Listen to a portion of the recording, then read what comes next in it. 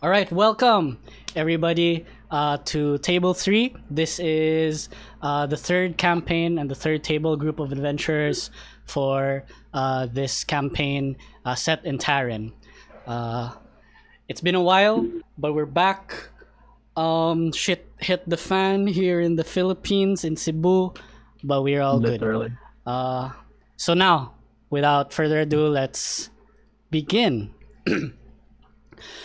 We return to the world of Tarin, while the Wulf Guard escort and protect a princess through Gamaril, and the Pancake Club compete in the Gauntlet of Gathering. We turn our gaze to a new band of adventurers.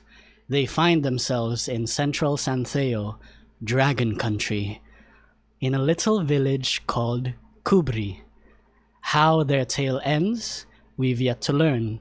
But how it begins, we find out now. So you guys find yourselves in a village called Kubri. It is located here, this area, this village. So we know and we learned that Ronin, Evraen, as well as Jack traveled from the continent of Avalon, traveled downwards towards Santheo, crossed the Great River, and found yourselves here in Kubri, while Sattori and Satanael traveled from Gamaril. Eventually, you do meet yourselves here in Kubri. I would say Satanael and Sattori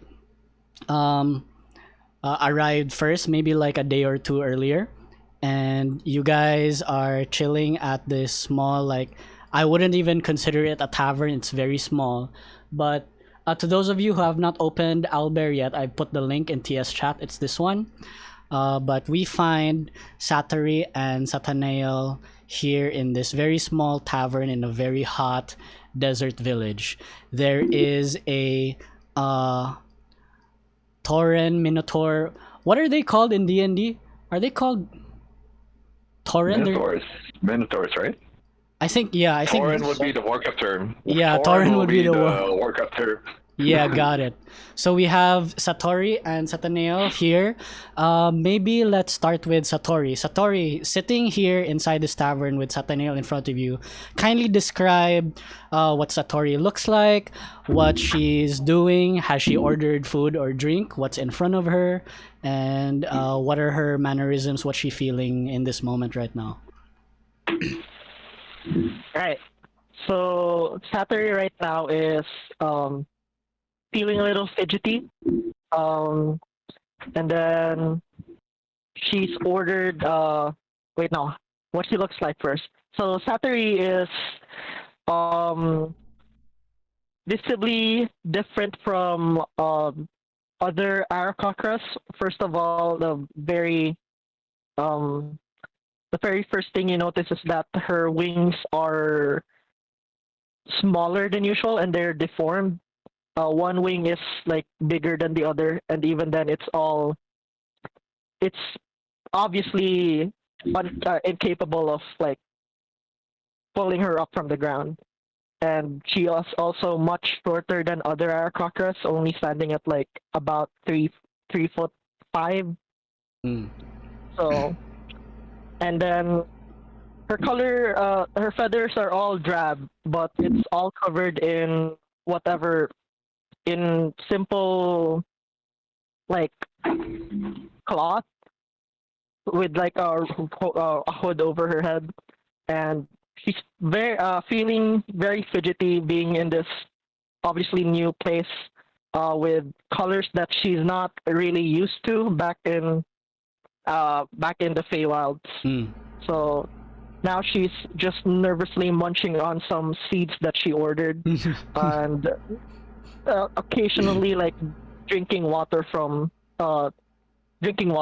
and then looking at the person she's with, Satanael, and also at the big muscular looking fellow that looks like a bull on the other table. Got it. Yeah.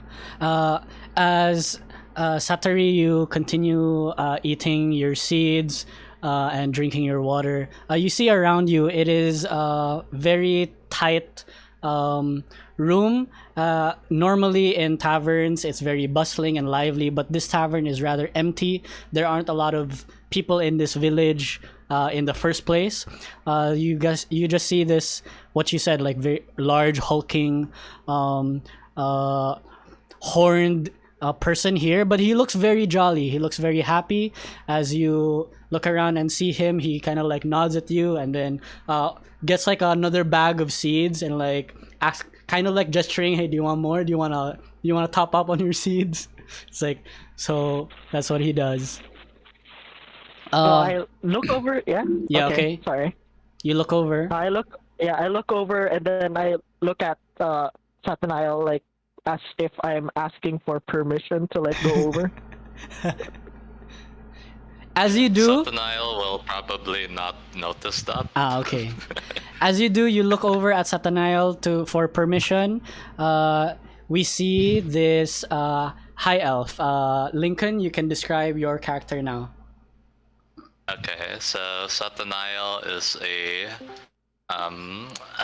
he is a high elf and he has blonde hair and red eyes.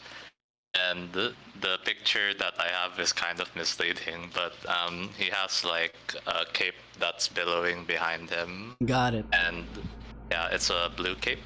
Mm-hmm. And then also he is wearing white overalls. It kind of looks like noblemen wear. And then on his hand, he's holding onto a crystal, and then on his other hand, it's a book that he's putting face front. So he's not noticing Sattori gesturing to him right now.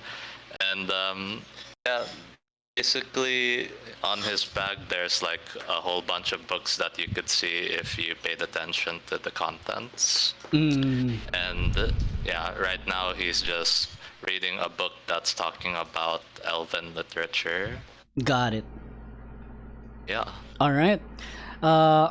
As Satanael continues to read, the Minotaur over here is just gonna like shrug and like, and then he's gonna go walking over at your table with a bag of seeds and pours a little more seeds on Sattori's plate and looks over at Satanael and says, "Wow, you read a lot, don't you? How do you even enjoy doing that? Like, there's no music, you can't see, there aren't any pictures. I don't quite understand. Big M, me, I'm all about music, you know?" And then he kind of like continues jabbering on to Satanael. Do you respond? Yeah, sure. I tell him, well then, that just means that there's more music for you to enjoy and more books for me to enjoy. That'll make everyone happier. And I give him like the amount of gold necessary for the additional seeds. Then I tell him, I tell Sattori, you can order more if you wish. True. True. Okay. Sattori, no. Big M. Hang on. I need to cough. Okay. Let me type his name. His name's Big M. Calls himself Big M. He then says, "You say you're happy not having any music? That doesn't make sense. You know what? I'm gonna..." And he goes around back behind his desk and he takes out a very like old beat up like vinyl record player, and then he puts on like a disc over it, and then he tries to play it, and then it goes like the static and whatever, and then finally you hear hip hop music being played, and then Big M starts rapping. "You know, I'm calling the Big M," and he starts doing that. Meanwhile, while that is happening in the desert tavern, we find a little caravan enter from the kind of like ways away from the village. You are just arriving from your long journey from Avalon. You've had like some pit stops, and along the way, you guys met each other. So there is some familiarity to be had between the four of you right now on the cart. But as you're arriving at the village, let's start with Ronin. Ronin, you are in this cart. It's kind of rickety as the road is not paved properly. It's just a bunch of like flat rocks put over the sand, so it's very bumpy. You can hear the cart move that way, and you look over at your companions are kind of just like hopping at their like seats. But what does Ronin look like? How is Ronin feeling in the hot desert sun? Okay, so Ronin is he's on ASMR advisor, and he I'm sorry, is he breaking up right now? has his skin tone is the one that makes him stand out the most in the crowd. Skin gold in shade. What? Really? Fuck. Just a bit. What Just the a hell? bit. Okay. And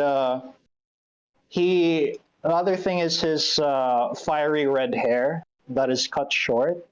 And the peculiar thing as well is as our vehicle is moving forward, occasionally are there windows in our vehicle, or are we wide out open? No, it's the kind of caravan that has like a tarp roof. It's like a cloth that's like covered around. So the openings that you can see are the ones in front where you can see the driver and the camels, and also in the back where you see like where you guys came from, the road. I see. Okay.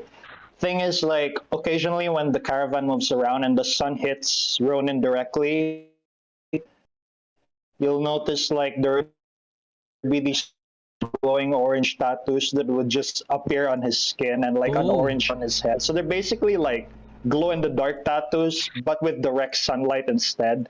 You know, glow in the sunlight tattoos. Got Those it. are like physical signs of him being like a celestial descendant. And then he also wears like scale mail armor that covers his torso, and they're painted indigo in color. He also wears these indigo colored shades on his to protect his eyes, and he's also a very like well built kind of guy. Like he he looks like he lifts, and he has really like huge muscular arms, and he's a classically handsome dude. So there's also that. Like among Asimars, he is quite attractive looking. So yeah, and right now as he is in this caravan, he's just glad that as a Asimar he has a bit of resistance to like the harsh sunlight, so he's like doesn't need any sunscreen for this country. And Got it.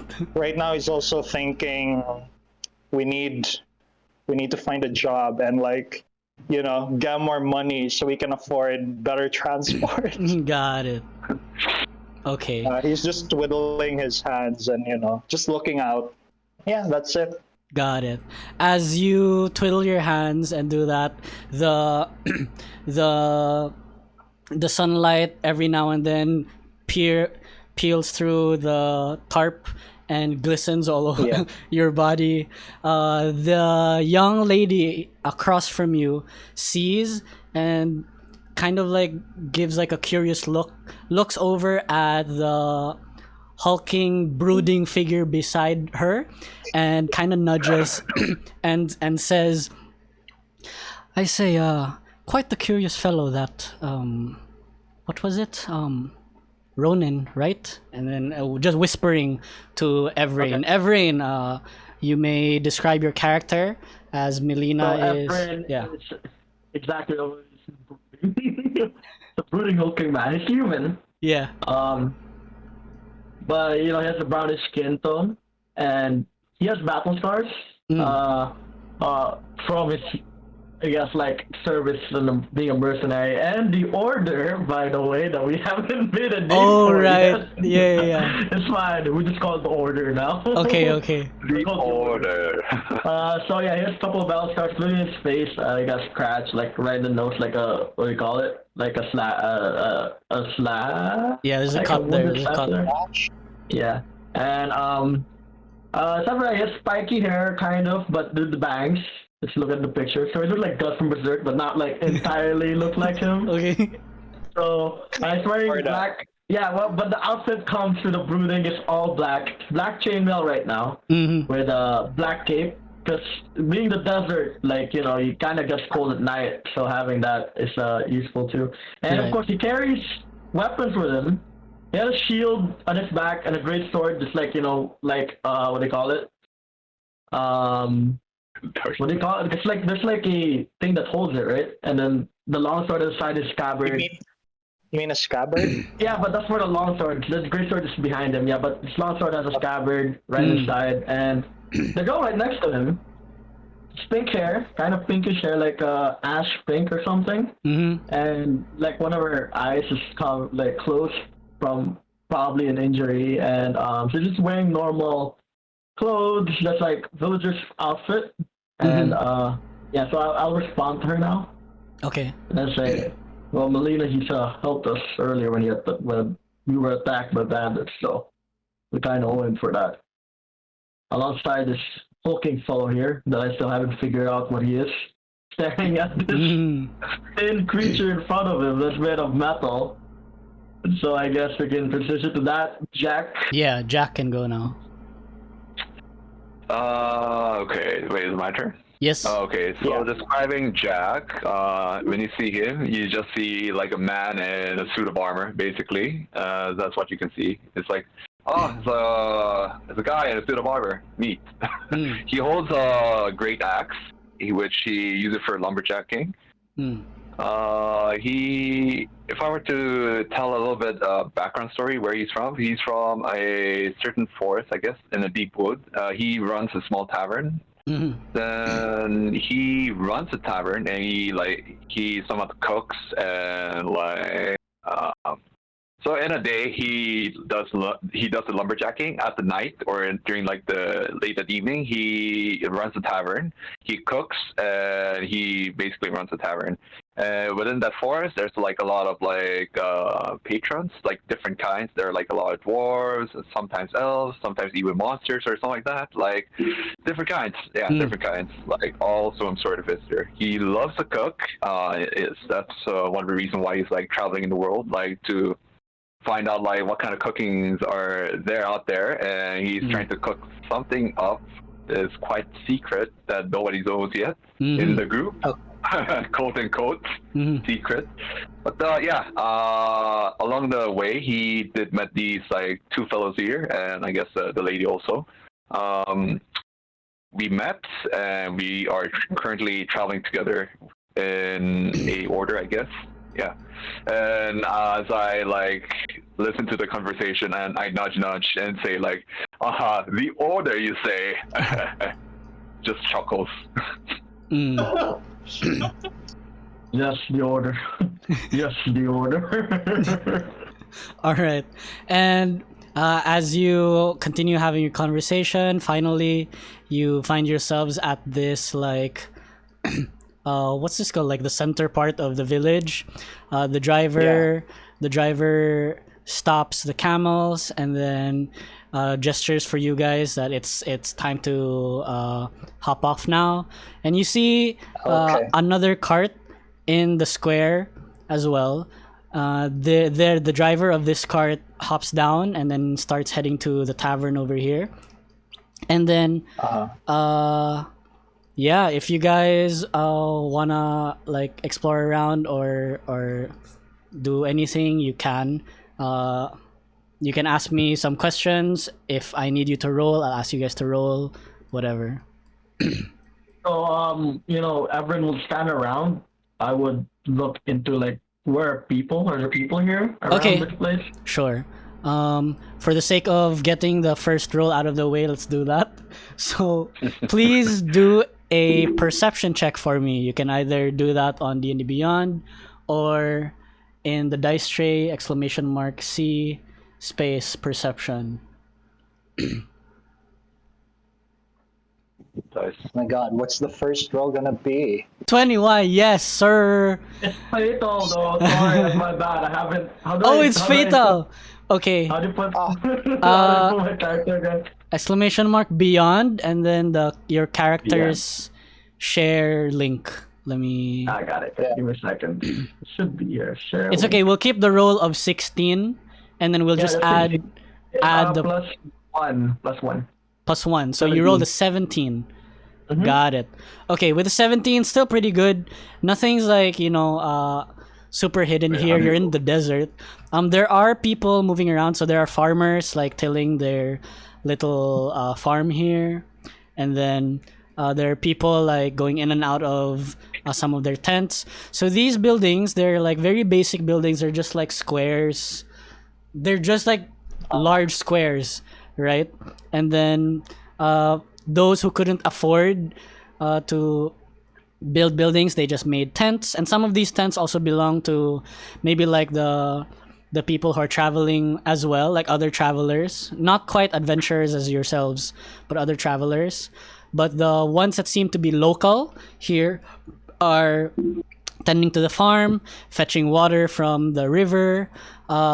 There's one like cook that's over here who just who cooks outside and then passes the food to Big M through like a window inside this building. And that's their what they call makeshift kitchen. yeah, it's just outside because they can't cook inside, otherwise smoke will just fill the room and everything. Kill everyone. Yeah. One thing I'm looking for, DM, is there anyone that looked like the guys that attacked us a couple of days ago? No, I want to say no. And when you were attacked a few days ago and they ran away, they ran the other direction from here. Okay. Yeah. Anyone that looks like from the capital, you know? The guy, the driver that dropped off, that? the guy, Yeah. the driver that dropped off from that caravan, this cart over here, and went inside the Yeah. tavern. He looks like he's not local. Whoa, what is that? Raffe, it's you. He looks like he's not local, but he looks like he's familiar with the place. So it seems like he is used to like traveling these parts. That's what he said. However, from your perception roll as well, something that piques your interest on this cart is like a canvas draped over what looks to be the shape of a crate, and you hear very faint sounds coming from there, like What the hell? you hear those sounds, and then shortly after hearing those sounds, you hear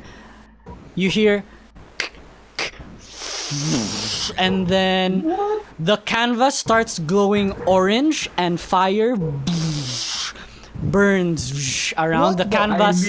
The canvas burns. The metal hinges of the cage inside swings open, and you see flying from outside that hang on, let me see.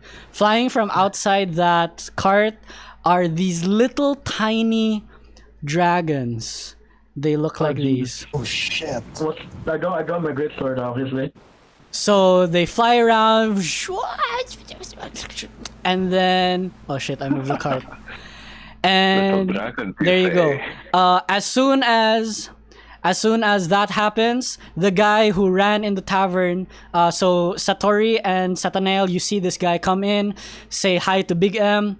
Now, let me give him a voice. Wait. Hey there, Big M. No. Oh, hey there, Johnny. How's it going? And then the explosion happens behind him. So Johnny then. Oh shit! I gotta take care of this. Hey, two of you. Points at both of you. lend a guy a hand, and then he goes out, and then there you go. Everybody roll initiative. I am still in the cart. Here we go. Just a question Oh for you. my god. I am still in the cart, by the way. You're still in the So cart. that You guys like- can drop off. I can say you had time to. does that mean Nice. we don't have to? Okay, don't have to move. I grab Melina by the shoulder and say stay I here, roll 12. and I jump out. Okay, let You know me. what's funny right now? I had the thing Take out full my, screen and I tried to prick my character, my watch. token, and move it. In Discord, by the way, in Wayne's Yeah. screen. In Jesus Discord. Christ. Yeah. Yeah, okay. So you guys can move. Oh yeah, I place a hand on Melina's shoulder and I say stay here at the cart. Okay. Is that okay? Where you guys are right now? Yeah, I'm there. Yeah. I'll put Big M over here. Oh, we don't include the Let me thingy. go. See. Yeah, don't include the fish mark. Yeah. Oh Jesus Christ! Come on, man. What are you doing this to me right now? Give me 14, more. nice. Give me a 4 now. Oh, there you go. Let's go type it. Linc, you're doing it, right? There what? Yeah, I'm doing it. Oh. Alright, let's get it. For Sattori. Ace, what did you roll? I got 14. We also got 14. Uh, so Ronin it- is Sattori. You can go first. How big are they, DM? Are they? How big are these dragon-like things? Are they like They're medium size? are they tiny? Let me see. Are they tiny? Let me I see. hope They so. are tiny. Oh, okay. For our sake, it better be. It can be annoying. I want something bigger and I got a great sword. It'd be harder to hit them. No! Not now! Dude, my great sword's literally the same size as Melina, so it's pretty huge. Creating a TS initiative channel for Alright. And they will go after Ronin. Okay. All of them. So we're doing like, that'll be all of them. Okay. Oh, After dang it. Ronin. I'm right in front. Oh, level Okay. 1. If we are Goodbye, ready, everyone. let's start. Top of the round. Satan, you are up. What do you do? Sattori on deck. Okay, well, I just heard him say help out and I heard the fire, right? Yeah, you heard like a small explosion. I say, well, that can't be good. Then I turn around and then look through the door first. What do I see from my current position? You see Johnny in front of his cart that's lit up in flames. There are 2 little tiny dragons biting at his feet, but he looks very composed and like practiced. He takes out like some of his equipment to catch them, and he looks over at your shoulder. He says, help me knock him out or something, but don't kill them." In his voice. Yeah. In his voice. You can Okay. hear Jack sigh. You can hear Jack sigh. It's like audibly sigh. Oh. Then I tell him, very well then. And then with the crystal on my right hand, he will start to draw some symbols like in the air.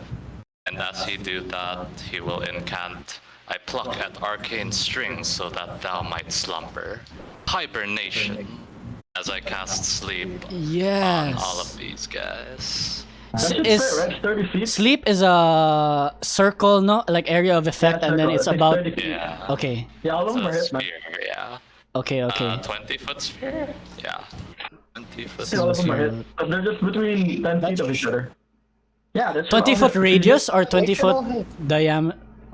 20-foot, creatures within 20 foot of a point you choose, so basically a sphere. Within 20 feet. So it's radius. It's like that? Yep. Yeah, Got it. about like that. So I'll try to make it so that it doesn't hit as many people. I think I can't avoid hitting Johnny though. Yeah. Sure. You can shake Johnny awake. That's true.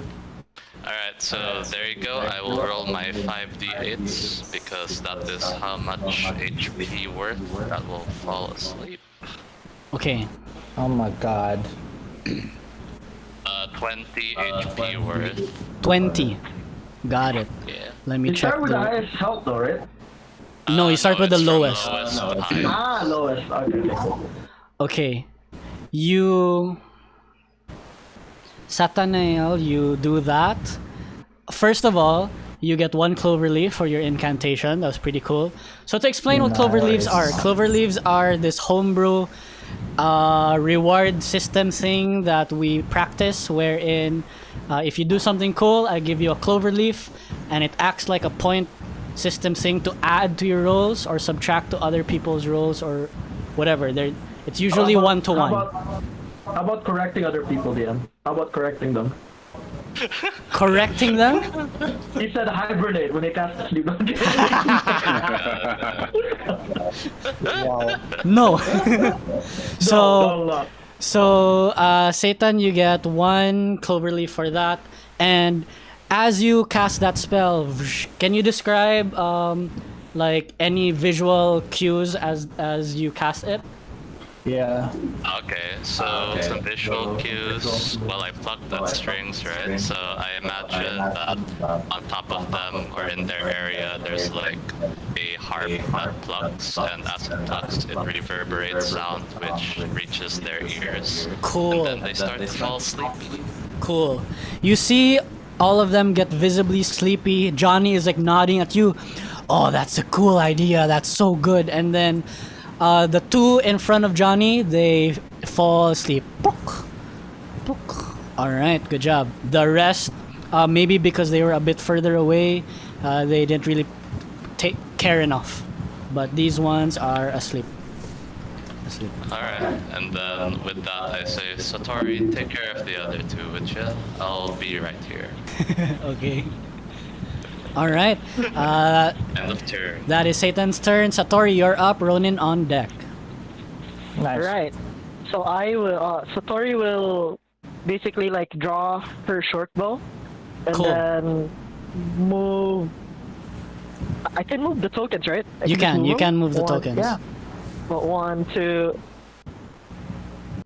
3, 4. Here. Yes. Yes. And I will shoot the Okay. dragonling. This one?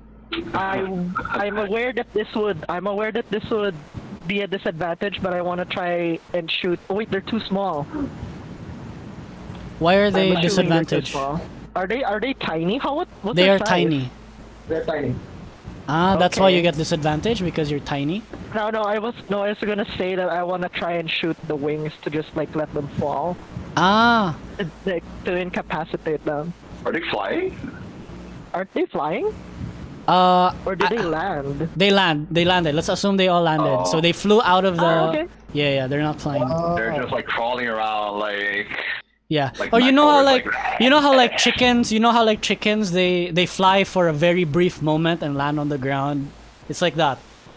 Okay. That's how they're. Yeah. Ah, okay. Then can I rescind my drawing of the bow and draw my rapier instead? Sure. So you'll Yes. move one more step Yes, closer. I Okay. move one more step. Yeah. Cool. And I stab him. Stab it. Go for it. Stab. Yes. hold Stabby, on. stabby. That's 18. This is non-lethal. 18 will hit. Ah, yes. Hold on. Nice. 18 will hit. Damage, please. Right, damage. 8. 8. Let me see. Damn, 8 damage. Okay. How do you non-lethally? How do I non-deal with him? Yeah, like get him unconscious. Okay. Well, I do the stabbing motion, Okay. and then like, before I get too deep, when Okay. I like, yeah, before I get too deep, I try to just like pull back and say oops. Okay. You stab, and then he goes, "Ah!" and then very dramatically the little dragon is gonna.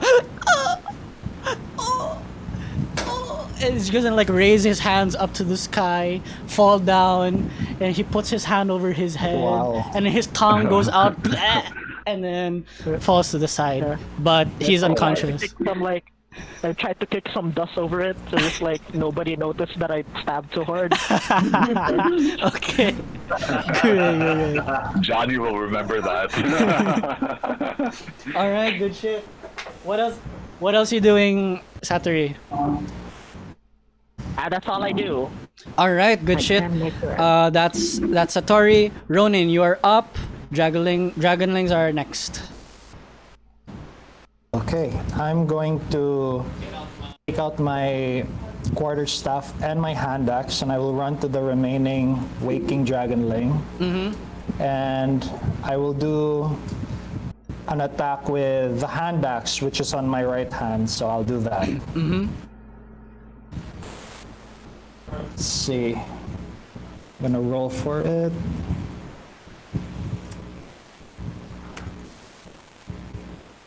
Wow. Does it mega kill it? I'm not gonna. It's gonna be non-lethal.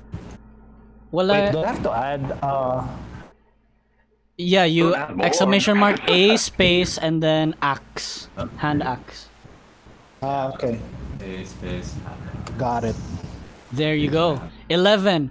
As you swing your hand axe, the dragon chicken is gonna jump over your axe and then blow a raspberry at you, and then just gonna jump off as your swing continues through, and then goes. I'll use I'll use God. bonus action to hit it with my offhand weapon, which is the Okay. quarterstaff. Okay, do it.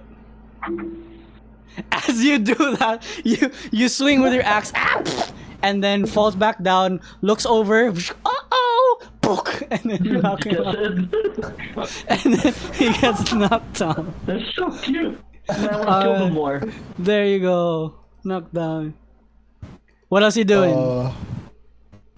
That's it. I guess I'll back away a bit just in case one of them attacks again. All right. As you back away a bit, you look out over at the cart where it's still burning. You see the canvas completely burn away, and inside a few more dragonlings are there, and some of them start pouring out again.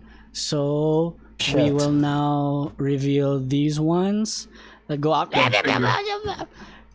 And then there's one that goes over to this dramatic dragonling. It's like, oh!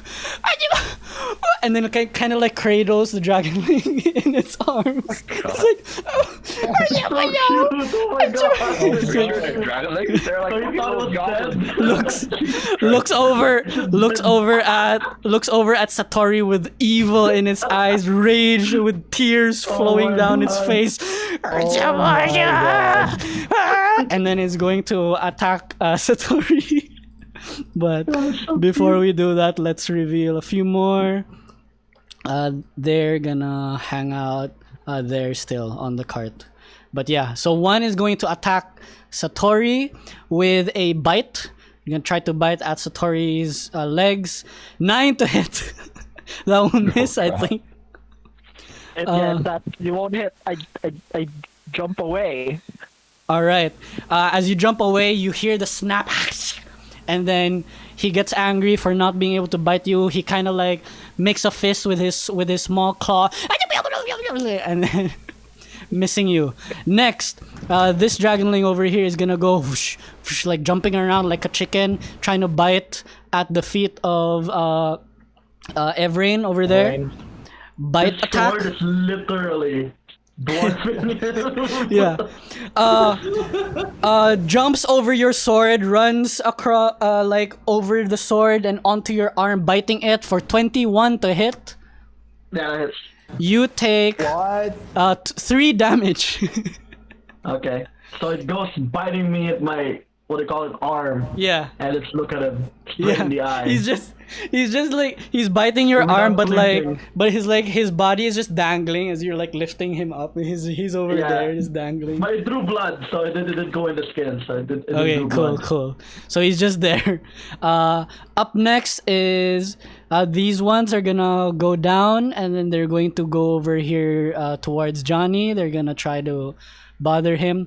This one dragonling is gonna go over the cart this way and gonna try to attack Sattori again, but this different one.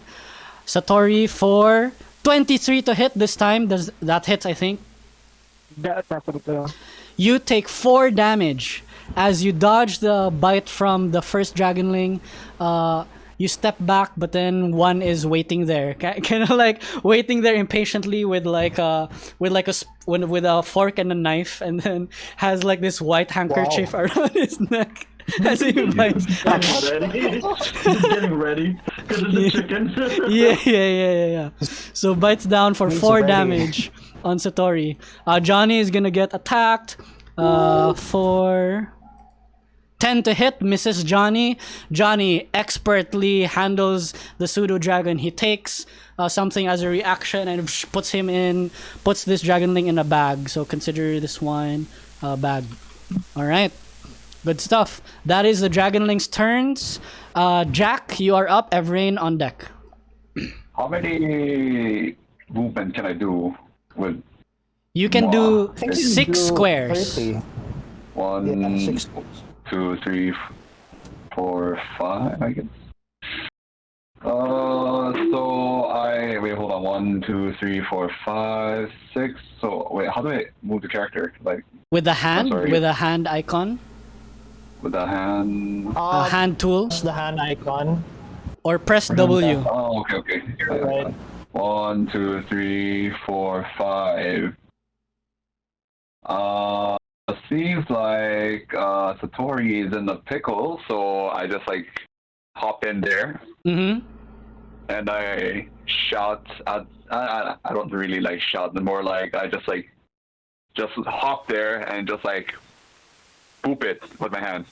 Okay, boop it with your hand. All right. Yes. What I is? could use my axe, but I think I think it might kill it. I don't know. Like, do you think it's a good idea to? You can. You So can beat it with the blunt end. yeah, Okay, yeah. So I just swing my axe to like Yeah. like a golf, like I just Sure. like shout 4 and like swing. Oh, okay, do it. I So just thought it like what test do I do? Like you do. Hang on. Let me equip your axe for you because it's not equipped on your character sheet yet. Hang on. okay. And then you have that. In Dice Tray, do exclamation mark update like this, but without the quotation marks. Updates. And then you can do exclamation mark A space great axe. Space great axe. There you go. 14 to hit. Let me see if that hits. That does hit. You guys see this massive cyborg boosh, boosh, boosh, 4 boosh. And sure enough, the dragonling is gonna and then go up into the sky until you see a sparkle in the sky. Tring! And then fall back down. And then just splat onto the ground, but unconscious. Okay. Good Can shit. can I like put in a like some sort of like sack or something, like snatch it or something while just, like Johnny's busy or something like that? Free action. You have one action at a time. Yeah. So putting it in a bag and whatever will take another action. You can do that next turn or when the fight is over. Yeah. Dang it. Okay. While Johnny's not looking. Okay. Got it. That's your turn, Jack. Uh-huh. All right, Evraen, you are up. Okay, There's so the dragon is still on my arm. yeah, this one is in your And arm. I will like Waves push at him you. off. Yeah. I will like what do you call this? Push him off, right? And then attack him. Give me a second. Okay, do it. Great lord. Ooh, will Oh, miss. doesn't hit. You Nine. you pull him off, and then you swing your great sword, and then as the great sword swings, it kind of like juxtaposes like at Yeah. the dragon. It looks at the dragon and like looks at his wrist as if there's a watch there. And then the great sword is still being swung, and then we look back at the dragon. He's like relaxing, and there's like a little umbrella, and then he's drinking like a coconut, a little coconut. And then, They are finally, insulting you. finally, when you swing, all he does is like just move to the side, and then push, and then you miss. There's a loud sound pop up, but I missed. It's too small. Yeah. All right. What else you doing? You moving? You doing something else? Nah, I'm gonna take him out. All right. Probably.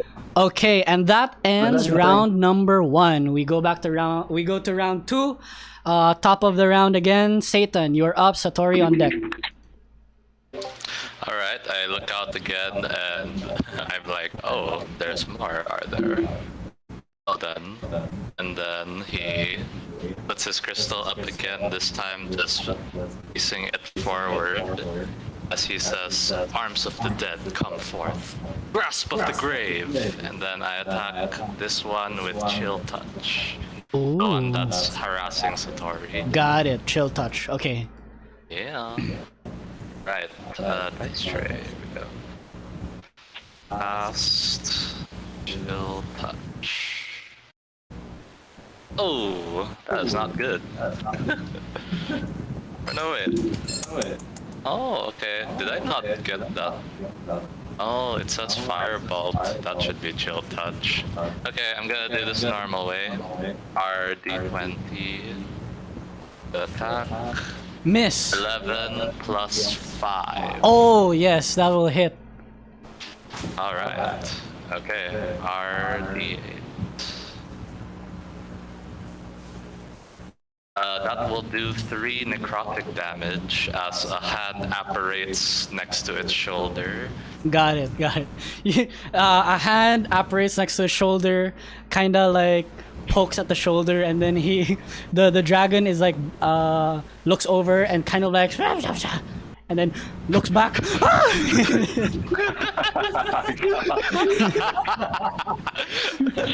All right, takes 3 damage.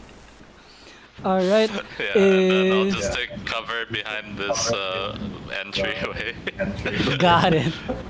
All right, good stuff. That's your turn, Satan. Yeah. Sattori, you're up. Ronin on deck.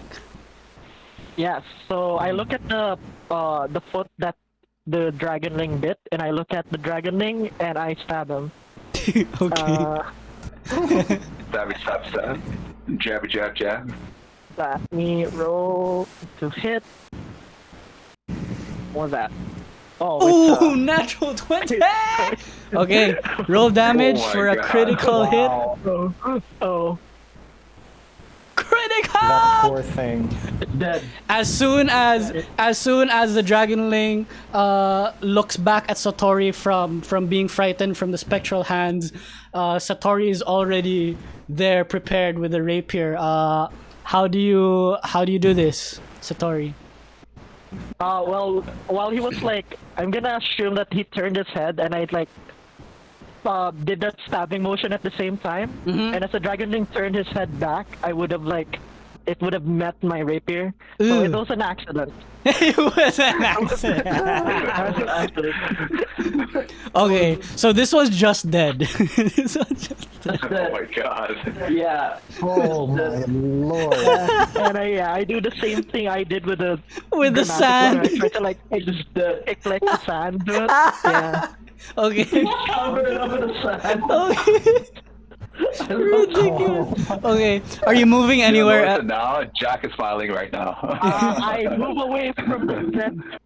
I mean, the perfectly fine body. I move back 1, 2, 3. So 1, 2, 3, 4, 5, 6. Besides Satan. Okay. Side. So, Away nothing from the happened. crime scene. Okay. I didn't outright kill them. Okay. Good shit. Wasted. That's Sattori. Ronin, you are up. Dragonling's next. Dragon Lane. Okay, I'm gonna throw my hand axe at the dragonling that's fighting Evraen. Got it. Do it. I'll do it's a thrown weapon, so I'll do a ranged attack. Uh-huh. And let's see. 12. That will miss. You throw your hand axe, guy doesn't but go maybe ahead, I'm sorry. Wait. Does Evraen get hit? Does Evraen shoot? No. We don't do that. Angle, right? But Yeah. but maybe like as you throw your weapon as hand axe, Evraen, you guys have fought bandits before, but you're still getting used to the flow of how you guys fight. Maybe as you threw your hand axe, Evraen was like pulling back on his great sword, and it hits the great sword. Yeah, ting! It's like, whoop. So, and then the dragon is just laughing at both of you. Like, so there you go. I'm gonna use my bonus action to attack him with the offhand quarter staff. Okay, cool. Making use of all This guy my doesn't. actions. He's never gonna get hit. Watch. My God. Can you actually do that? Like ranged attack, It's Oh, yeah. proficiency, right? and then The two. offhand without proficiency, right? No, because I know you can. I know you can do it if you're melee. Let me see. Let me review. Yeah. The bonus is two weapon fighting, diba? I did Oh, he has 2 weapon fighting as a feature. I think everyone I don't has have two it, weapon but fighting. It's It's a basic. It's a basic check, two weapon fighting. If no, actually it says here if either weapon has the thrown property, you can throw the weapon instead of making a melee attack. So Ah, I think okay. it's As a bonus Sure. action, as a bonus Sure, do it. action. Yeah. Sure, do it. So Okay. so I rolled it. I think I will lose. It's a 9. I missed. You throw your hand axe. You throw the hand axe. It hits Evraen's greatsword. You come in to swing with your quarterstaff. You accidentally hit the leg armor of Jack. So it's just another boom. Watch it. Yeah. Sorry. At this point, the dragonling is just like rolling on the floor, laughing at you. Jesus Yeah. Christ. God! All right, and also at this point, Dragonling. Melina is just like rolling her eyes. "Ah, amateurs. She does that. All right, That's not the show, actually. it is now the dragonling's turn. Is going to attack Ronin, move up like in front of Ronin, and try to punish you for failing. So he's going to bite you. For 7 to hit, he misses. So yeah, Right. and then Everyone is missing. and then he I goes, love it. uh-oh. All right, it is now Jack's turn. Evraen on deck. Jack, beat him up. All right. I walk up. I move to the side, like boom, just hop. Oh I my guess. God, it's just gonna bag him. All right, do it. Just bag the down one. Just move the down one, I guess. Like, Just bag it, man. and then with my animal handling, I try to persuade the beast, I guess. Oh, Oh, okay. I take out one of the snacks that I have. Just take it out of my bag okay. and just show it to the dragonling and say, Okay. "Do you want my Oh, this biscuit?" is interesting. Sure. You want to use animal handling for that, right? Yeah. Please make that with disadvantage because you're in combat with the creature, so it doesn't fully trust you. So you make that with disadvantage. You can. And I then rolls just find it I just find everything so funny. That's the reason why. Roll 2 right now, total 20s. Yeah. I'm just So you laughing. you do imagine. roll this one. Roll this one. Hang on. Okay. C, right? C, animal handling. Yeah, Like that without the Without the mark. quotation mark in the beginning. Not the quotation marks. With no space or with space? With space. With space. Okay. There you go. Oh, God. So 6. You see, you wiggle around this I don't know, dragon cookie in front of the dragonling. The dragonling is gonna be like, oh, and he's gonna pretend that he's interested, and then he points behind you. Wah! And then I don't know. You look I back. guess I look back. He grabs the cookie. He grabs the cookie. I'm just like, what the hell? Wow. So and then he just eats it. But I Hey, need to kill this guy. I don't want to kill him, but I want to kill him at the same time. Can I use my bonus action for intimidation? No, you can't. So that's your action for that turn. Okay. You can Okay. still talk though. You can speak to it, but like you can't. It's not an action. I don't think it can be negotiable. Yeah. Yeah. All right. All So right. it is now Evraen's turn. Let's go, Evraen. Okay. Bring it home. Bring it Do home. the same thing. Okay. We're not gonna bring it home. I don't feel I'm gonna miss again. Great. Oh no, natural one. Miss. So I literally tried to drop the sword at him. I'm just imagining like since earlier with like Ronin coming in with a hand axe, missing, hitting the greatsword, swinging the quarterstaff, hitting Jack, and then Jack coming in, hey, you want a piece of my biscuit? And then the pseudo is like, what's that? And then as Evraen swings the greatsword and Jack looks, what happened to the biscuit? You accidentally hit Jack. But no damage. It's just a cartoon comedy that's happening right here. This is a big bad guy, man. He's gonna grow up. He's gonna run away and grow up to be a big dragon. Yeah. And kill all of us. Okay. And with that, we end that round. We go to round 3. Oh my god, I didn't think we'd go to round 3. But there we are. Satan, you are up. Sattori on deck. Okay, I think I'll end it with my last first level spell slot. So first of all, Satanael will look out to Khen, and then he will think that there's no more threats, and then he walks closer, and then You just see, probably sees what's going on. yeah, you just see whatting, pang, pung, pung, like those sounds. And then I look at that and I say, and this is why I don't use weapons, as I cast sleep once more.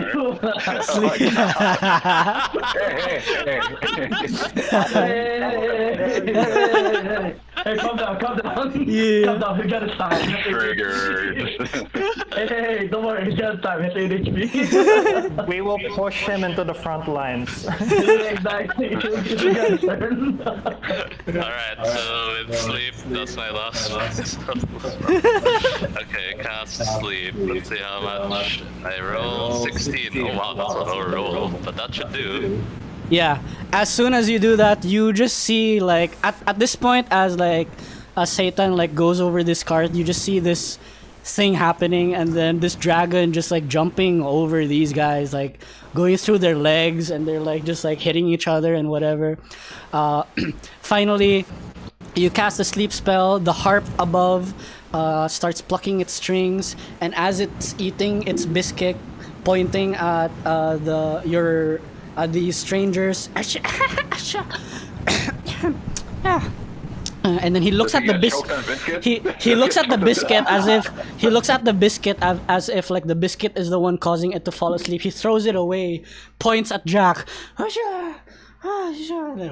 and then falls asleep, gets unconscious. All right. Falls asleep. Yeah. I got my great sword on top of it. Oh my god. Yeah, you can do that. We are out of combat, so if you want to do that, you can do that totally. Just like drop it on him, just splattering it on the With the blood, like and then just kind of cover it with with sand. But I don't have to. The great sword covers it. Okay. And then I look at Jack and I was saying, I told you I'm gonna get it. I just like. I'm like, oh, for fuck's sake, Evraen. All right. I left the great sword afterward and just let Jack take it. All right. And with that, we end combat. Johnny comes over to your side, and then expresses thanks to everyone, and then he collects the dragons that are unconscious. He picks this one up, and then he realizes it's dead. And then he puts it in a separate bag, separate from the ones that are still alive. And he goes over to the cage. The cage is still intact. It was just, like the hinges are bad, so he repairs it a little bit, puts the dragons all over there. So there you go. The one under the great sword he ignores, so it's Yeah, okay. It's just these ones that he puts back onto the cart. As soon as he's done, he looks over at all of you and then he says, many thanks. I feel bad for putting you through that. How about I treat you guys to some refreshments, huh? Like, it's I'll on take me, it. on me. And then Refreshments. That I sounds shrug and great. look at Melina. We will take it. Melina gets down from the cart, walks past you, and then says, "Might as well, especially in the searing heat." And goes Okay. to the I pick up the tavern. great sword and Yeah. just put it in my back, leaving it with Jack or whatever it's that bug. Just put it on my sack, I guess. All right. Looks like we got theater boys. Come on, gents, let's go. That's it here. All right. Oh yeah. So good stuff. That was the first combat of the campaign. Yeah. That's so funny. It's so cute, man. Oh my god. The I flat want to bed. kill him. The bad guy. Yeah, That guy's Cartoonish. got my nerves. Yeah. All right, and Johnny goes up to Big M, tells Big M to like pour some drinks for you guys. Johnny looks over. What will you be having, fellas and ladies? So asks you, and then you guys can like tell your order. Just some water. So there you go. Desert. Don't want to drink Water. other things. So Big M, you know the hip hop music is. Is water rare here or just like? No. Pretty There's okay. a river. There's a river, a freshwater river right there. Yeah. Okay. Yeah. So Big M pours water. There's also he also offers like, there's this thing. It's also sugarcane water. It's like it's water, but then we put a little like tube of sugarcane in it, so it's a little sweeter. Maybe you guys are interested in that. Yeah. Of that sugarcane water. Sattori raises I'll her have some. thing. I mean, like her hands. I want some. Okay, there you Sugar go. water, Well, please. All right, Take one, too. give you guys some sugarcane water. It's literally just a cup of water and a tube, With sugar a cane little on it. sugarcane. Yeah, They don't even like put My god. the sugar cane. It's just sugar cane. yeah. So there you go. And then you guys like just chill there. Johnny looks over at your team and assumes that all of the four of you know each other as well, and then you guys know each other, and says like, so where are you guys off to? What brings you out here all the way out here in Kubri? Well, I stay quiet. Okay. I Just sipping water. explained to Johnny. Well, actually, it's just me and these three other guys, and I gestured to Jack, Evraen, and Melina. I don't know. We came here to Kubri to learn more about the country, actually. And actually, we just met these other two, and then I gestured to Satanael and Saturn. Like, we just met literally now. We're not really companions. We're just a group of travelers, you see. We're a Yeah. group of travelers, yes, traveling around, searching, doing stuff. And I just like grab the sugarcane and just like crush it in my hand and just like sprinkle the sugarcane in my water. Ooh, drink it, I guess. interesting. Ooh. Nice. Yeah, cool. I'll give yourself a clover leaf for that, by the way. Jack, I do Jack, have- you get a clover leaf. Go, Jack. Wait, I got a what? I got a Clover what? leaf. Just Oh, what's that? What's that? So you do this. It's over here, Jack. You do what Linc did with Satanael, and Ronin also is doing that.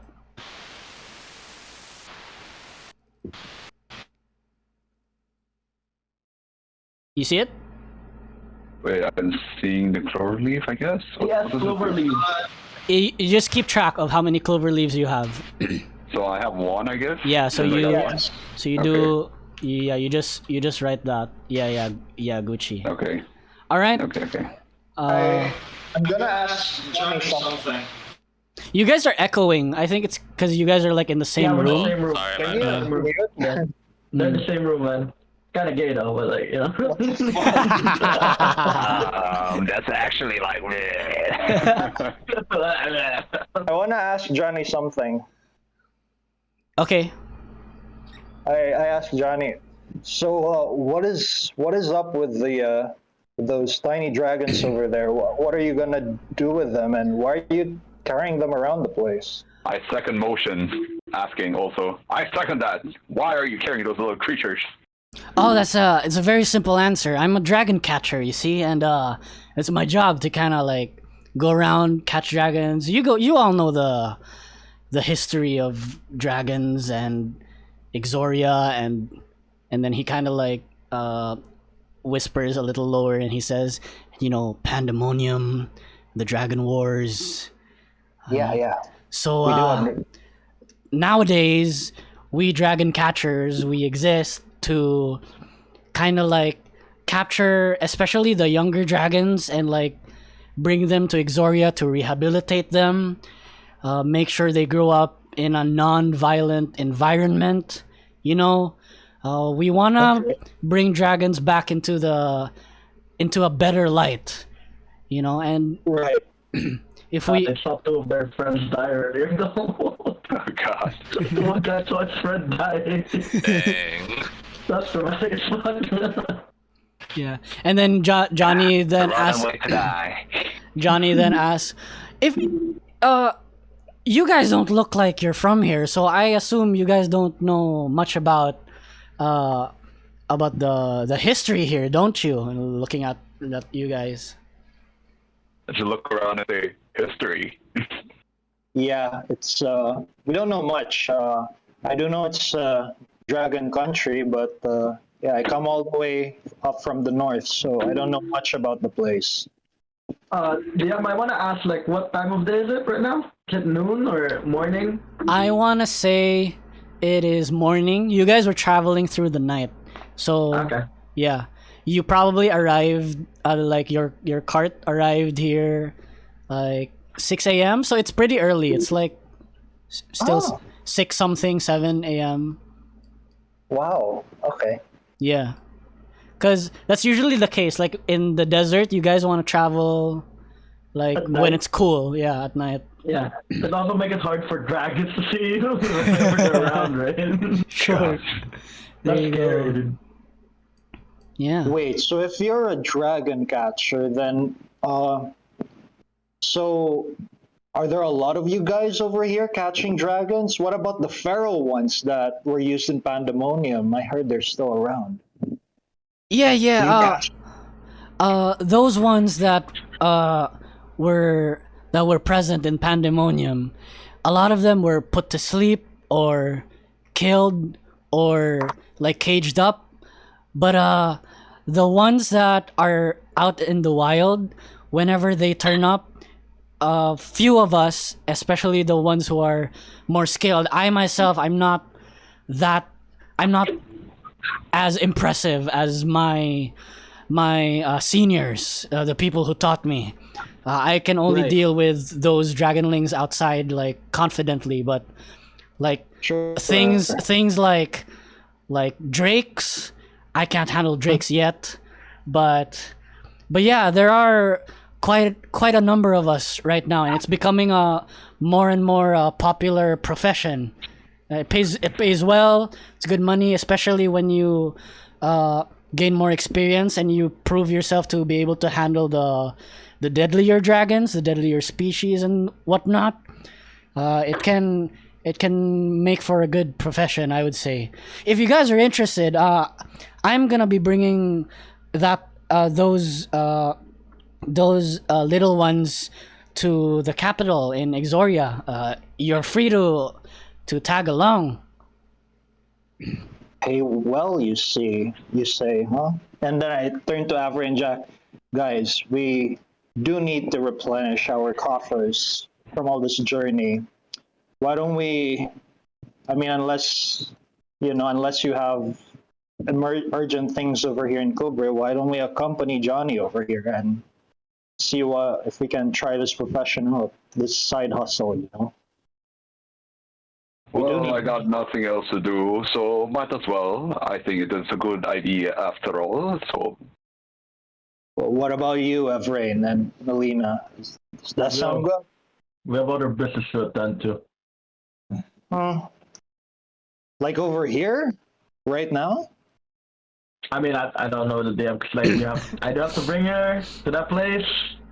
To the country. You have to bring Melina to Yggzoria. Yep. That's where we're going, right? Yeah, that's where Johnny's going. So that's the capital, right? Yeah, the capital. Yeah. so it's okay. same way, so I think it's good. So. Okay. So I see it is a good choice for us to go there after all, so might as well we go. Off we go. Yeah. So, Right. I just tried that statement. It never happened. I just gave him a nod. I just chuckle. I'm just like chuckling there. I turned to Sattori and Satanael and tell them, you guys did good as well with the dragonling, so what are you here for? Well, I have business in Yggzoria, and this little one, I'm not sure what she's up to. I'm here to become strong, and I puff out my chest. Aw. I Well, you you heard say, that. I grab her drink Wait, did you and kill her? pour something in there, I guess. Like You cannot kill crushed something berries, I like guess. this. Here, more vitamins for you, little one. Give me the dead dragon. Here you go. I take it. You see, like, the little smudge blood on her, like, robe. Oh god. Ray tried to wipe the rapier so it doesn't look like, but it's like, you know, smudgy, so it's not that noticeable. Yeah. Oh my god. I'm here to that's become strong. Are these dragons strong? they are the strongest creatures that have walked Tarin. Yeah. And Johnny pipes in and says, "Aye, that'd be right. Dragons are, especially the older ones, they're not something. If you thought those ones, gesturing to the dragonlings, were a handful, they're, when they get older, much less fun. Those can play around with you, but you do not want an older dragon to be in front of you, if anything.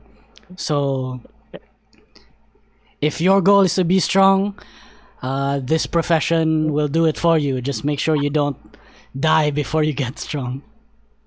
That's true. I won't die. I'm gonna go kill the oldest dragon. I love it. I love his character so much.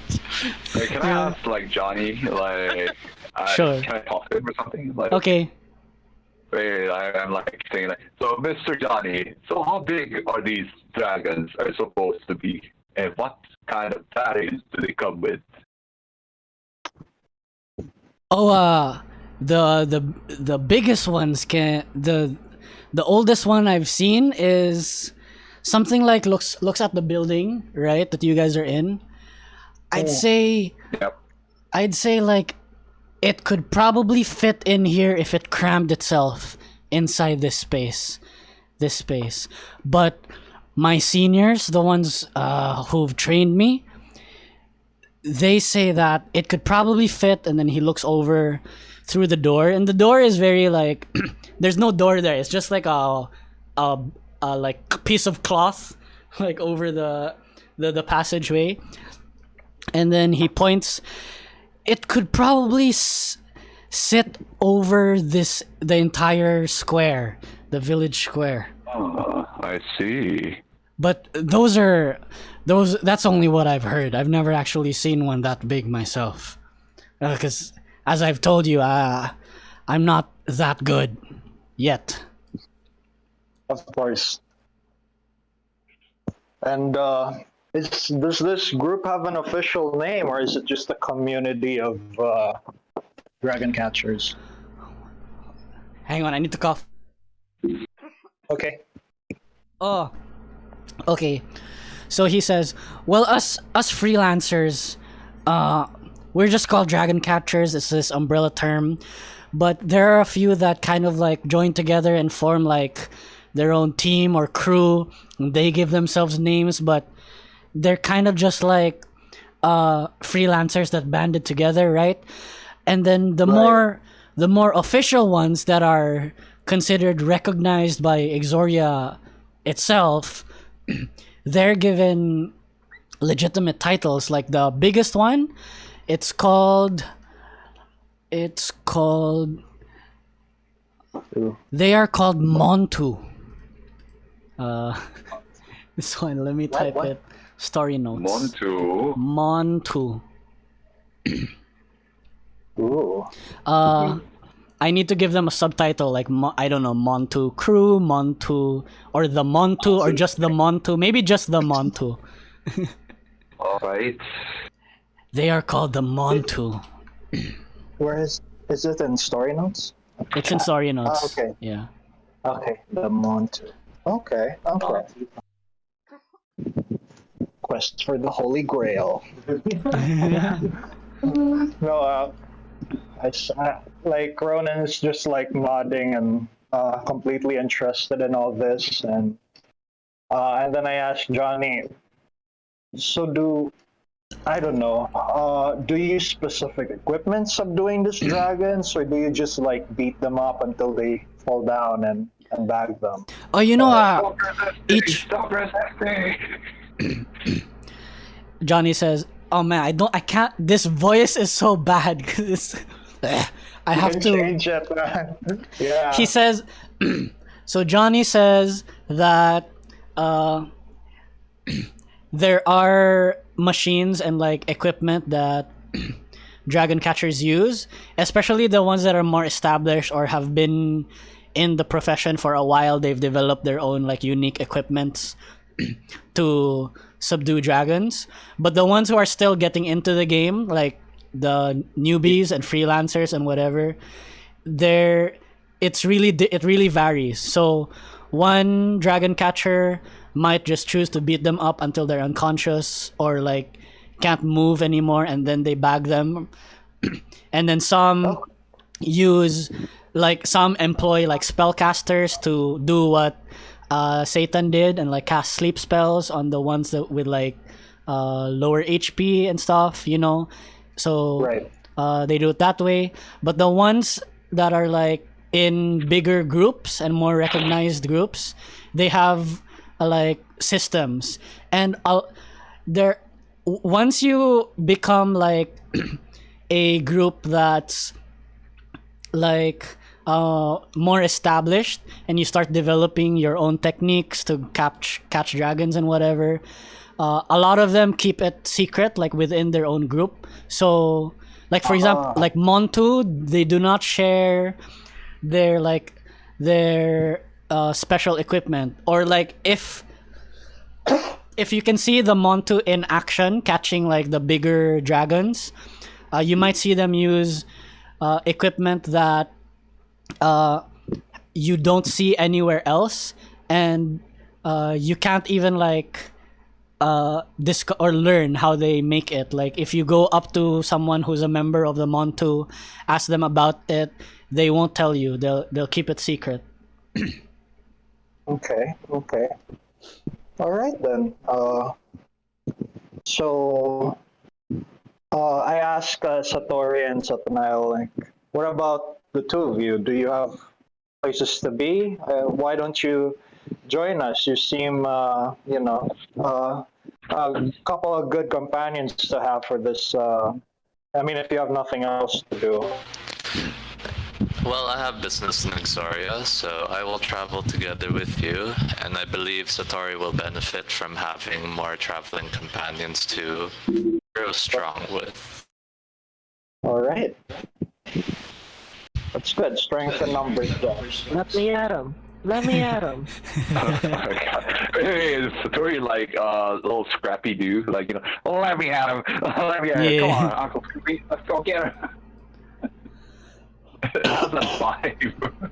Well, let's settle then. We shall travel together to Yggzoria. There's a temple there I want to visit as well, so let's go for it. I pipe up and say, a temple, you said. Ah, Temple new exactly. friend. I like. This temple I'm going to, it's the Golden Temple of the Dragon. It's one of the Golden Warlord's temples here in Yggzoria. DM, don't know anything about the Golden Temple. You know stuff about the Golden Warlord. Okay, but not so much the Golden Temple we're heading to. Okay. I don't even know what Raffe is talking. I know that he's going there. It's just gonna be the Golden Warlord's temple. Do you have something else in mind, Raffe?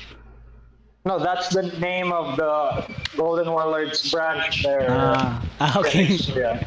Yeah. It's the Golden Warlord's temple. I think Satan would know about the Golden Warlord, sure. So, yeah. Okay, I see. Alright, interesting. Bring me to this temple with you, if you don't mind. Yeah, sure. Alright then. And then I look at Jack and Evraen and I say, I hope you don't mind having two people with you on your travels. Especially like considering Evraen being broody and stuff.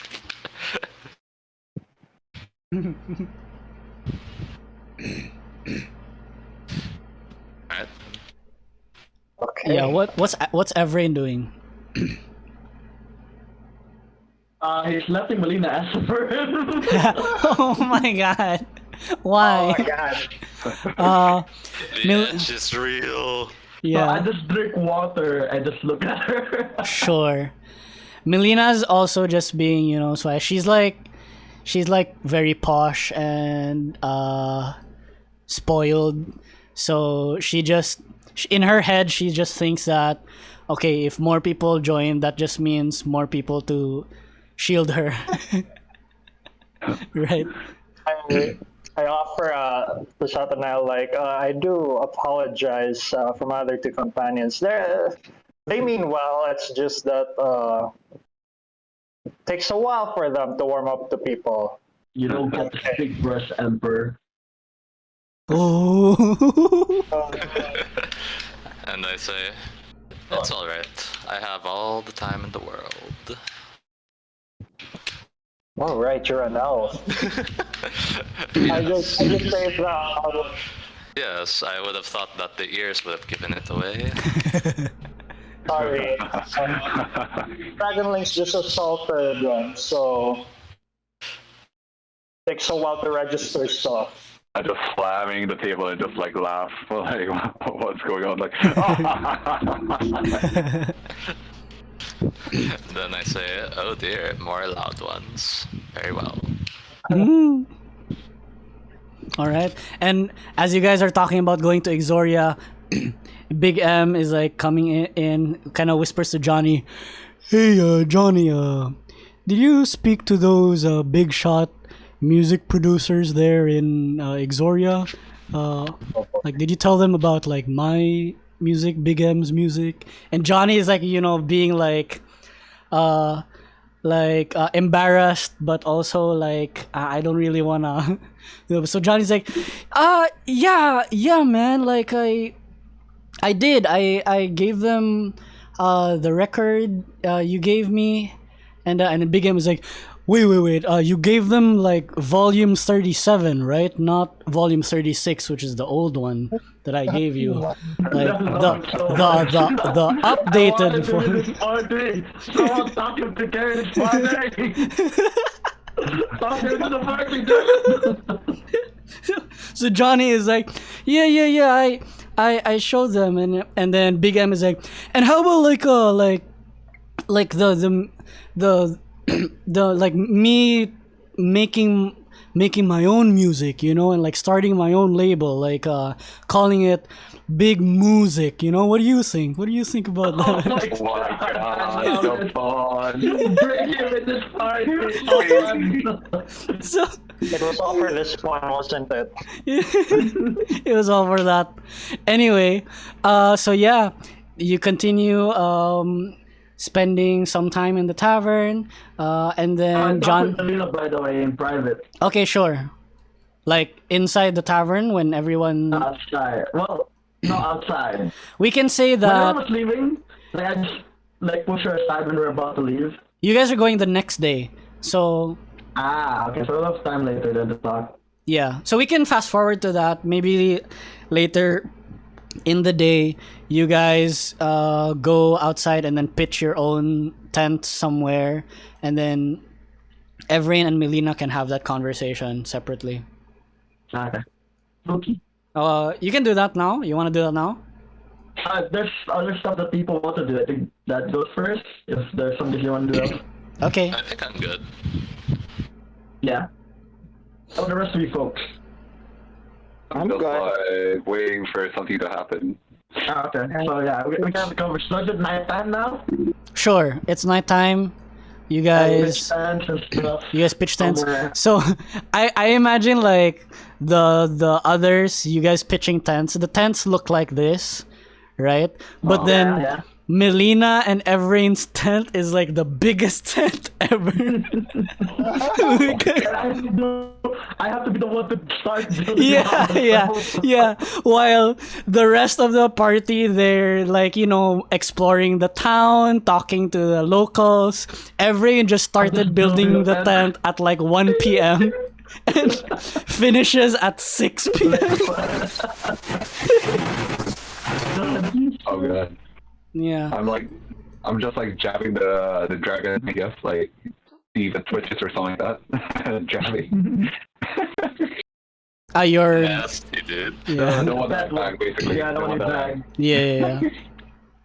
There you go. So let's pretend that you guys are having the conversation. What do you guys want to talk about? Okay, like I say, Melina, still haven't told me about those bandits. They weren't ordinary bandits. Okay, Melina tells you that there are people after her, and that's why you have been assigned to protect her. It is important and imperative that she does make it to Yggzoria, and basically more will be explained when you guys arrive there. And She then asks you to be I know, just patient, like, and she asks you to be patient and to just do your job. I nod once, and I'm just like, I have a bad feeling about this. And I walk out. You walk Because I don't out. sleep inside the tent, actually. I sleep outside the tent. Yeah. That is so sad. Big I ass keep tent. watch, man. I have Yeah. to keep watch. Remember? Yeah. Big ass tent. I have a duty to do. Yeah. All right. If there's anything else you guys want to do here in Kubri, let's do Okay, that. I passed by Big M, Okay, sure. and it's like, big guy. We talked about records earlier. Oh yeah, you like hip hop? It's so stupid. Kind of like scratch my nose a bit. Yeah, you have. Well, not like just don't tell anyone, but do you have the record? Wait, what? What did you say? Oh, you Do want have any more of the- you want and then he kind of like does that big gasp. He's like, yeah. I'll give you this one. So this is volume 37. There's a pretty cool track. It's track number 4. Okay. It's basically the whole album is about my life. Big guy, far away from where he's originally from, out here in the desert in Yeah. the middle of nowhere. Yeah. Trying to make a living, like out here in the. So when he had it over, and just like talking, just give him a nod and start walking while he's talking, just taking the record with me. Shit. Okay. So I got that record. Is there anywhere to play it? That's No. You- Sadly, but I'll keep it with me. Yeah. I'll keep it with me. I'm a closeted hip hop guy, sadly. That's what I've listened to. Closeted hip hop guy. The sound of hip hop in this place, sadly. Yeah. It's a soul, man. The soul in the music that Right? Oh my god. Fucking A. All right. What else are you guys doing?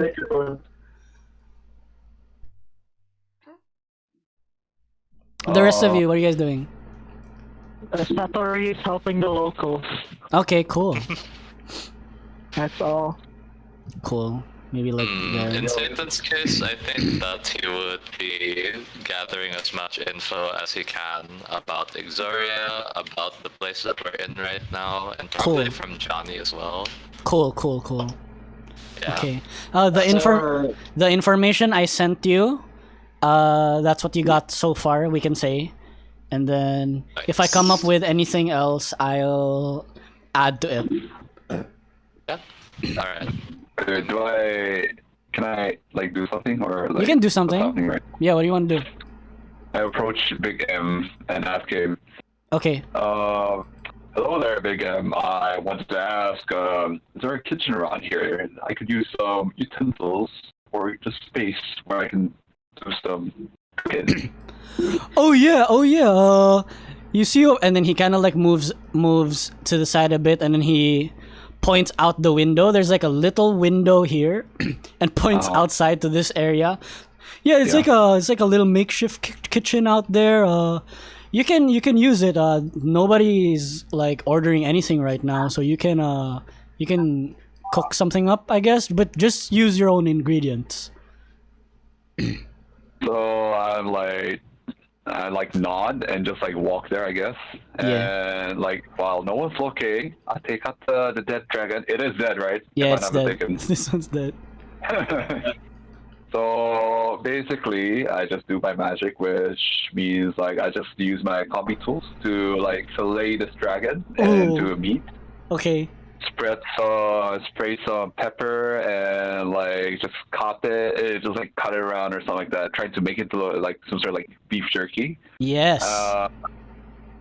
Get some like crushed like berries and something like that I used before, and then just wipe it, and just like hang it like around the kitchen or something like that. And then I turn back and tell Big M.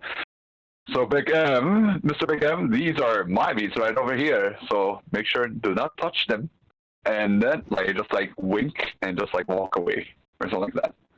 So basically, I just need a wyvern beef jerky or something. Yeah, All beef or right. wyvern or something. Okay.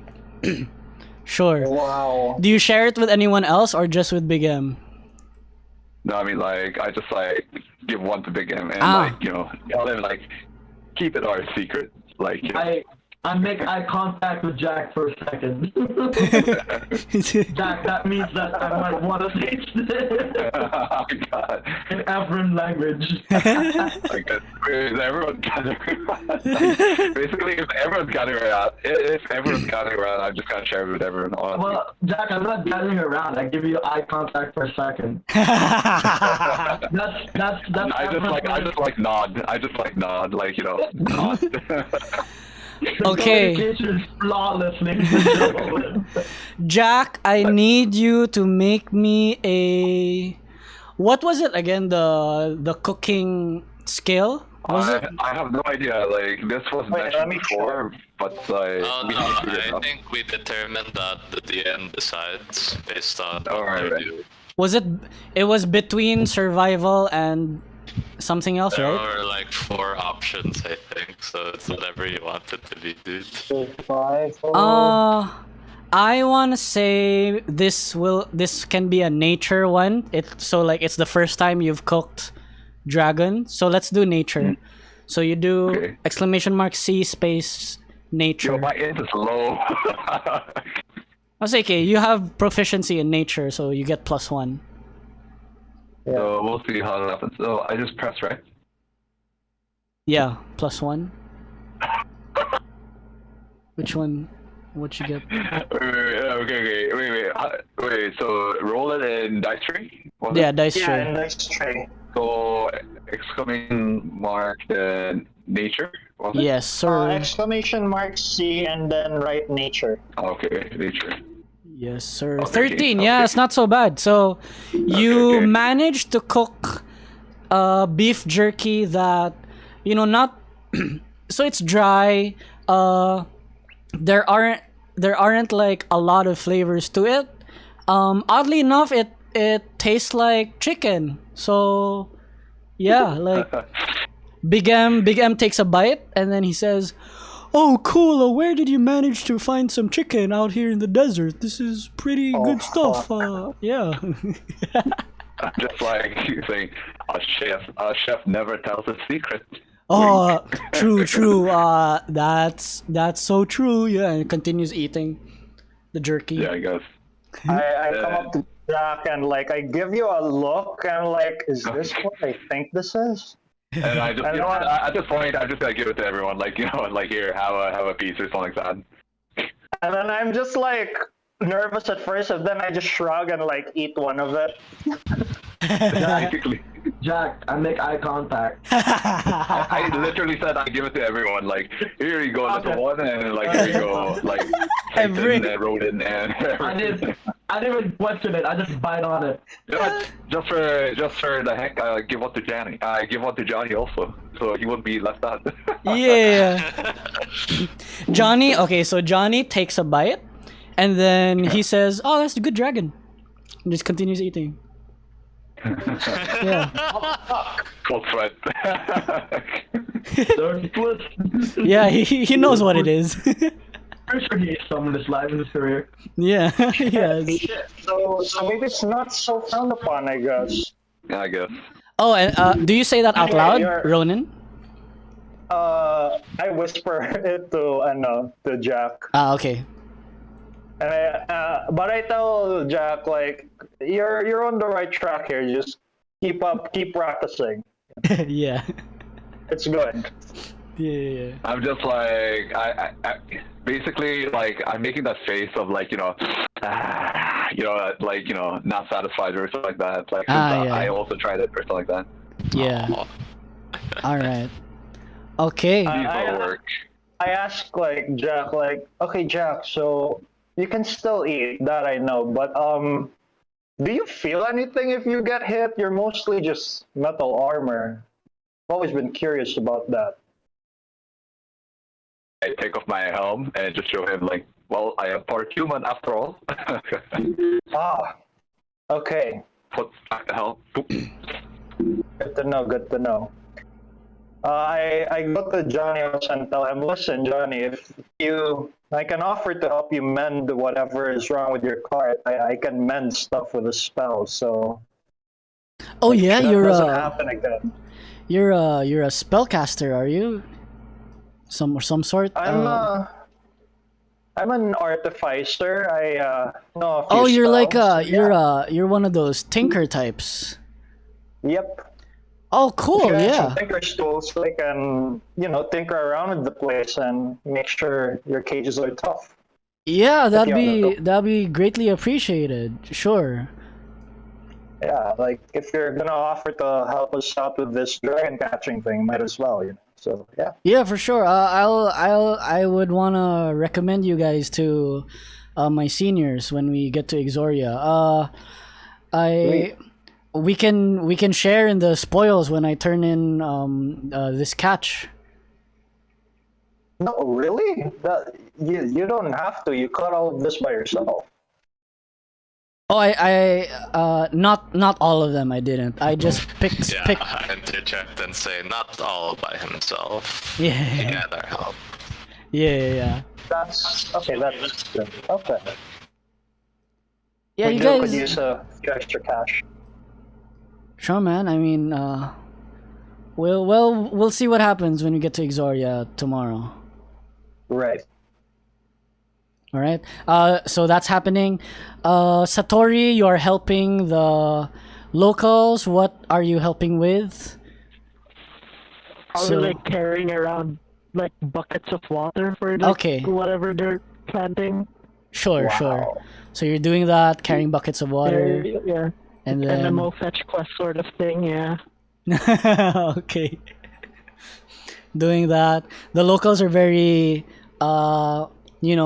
kind, grateful to you.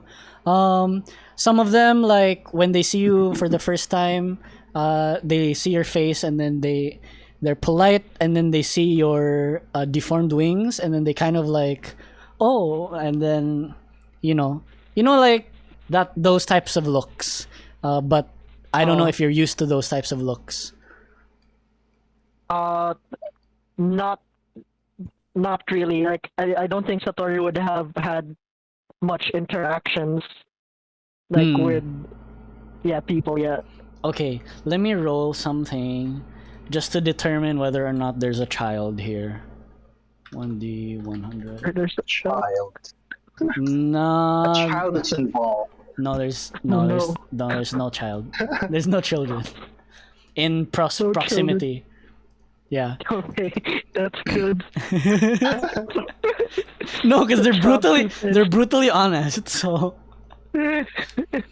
yeah. All right. So I guess that's what Sattori is doing. Maybe you can give me a carrying water. Just a general strength check, I guess. Oh boy, I'm not strong. Okay. Yes, sir. Okay. 18. Yeah, very very strong. You think you're doing well. Yeah, the locals are very happy that you're helping out. Their daily chores have been diminished somewhat significantly. So you're really helping out. The day is getting low. The sun is dimming, and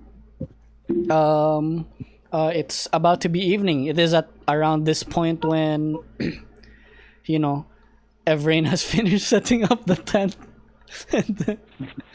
And I was saying maybe Johnny and Ronin have finished tinkering and fixing the cages, like fixing up the cart, and you guys Nice. slowly start to chill. You rest for, like, I will say,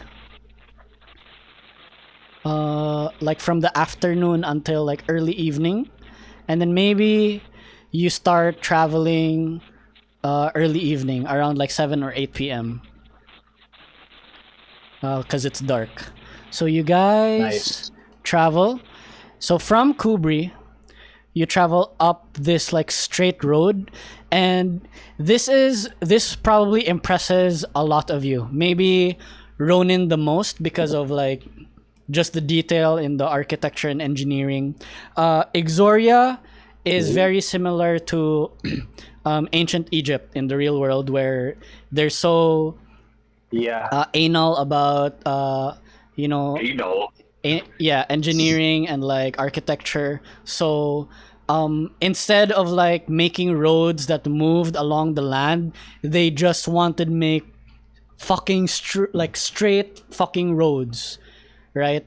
So that's it. You're just going through this like straight road. The sand and the dunes cut. I wave and snake around you guys, but the road is just straight. And it looks like these, like the sands look like these, but just imagine the road that's like straight.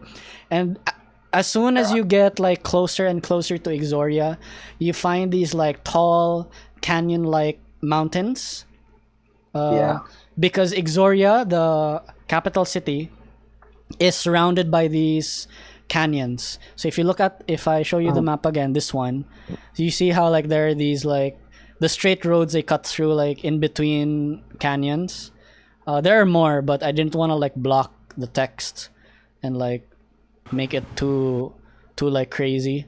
But the closer you get to Yggzoria, the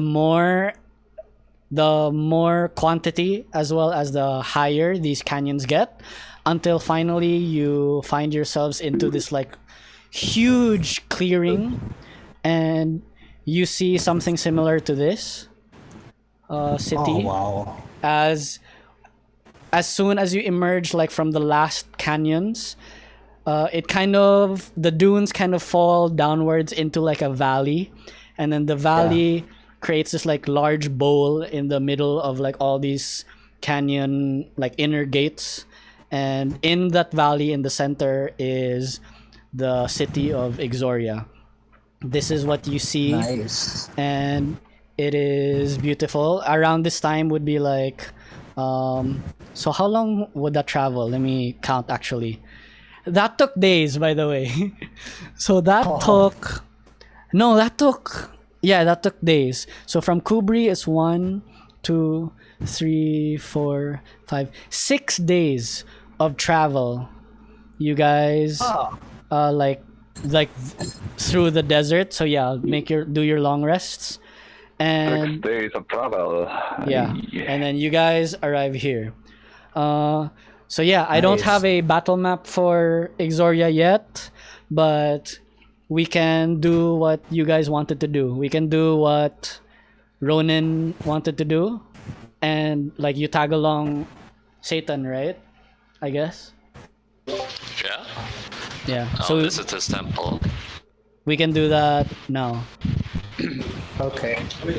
So as we walk to the temple, I just explain some stuff about the Golden Warlord.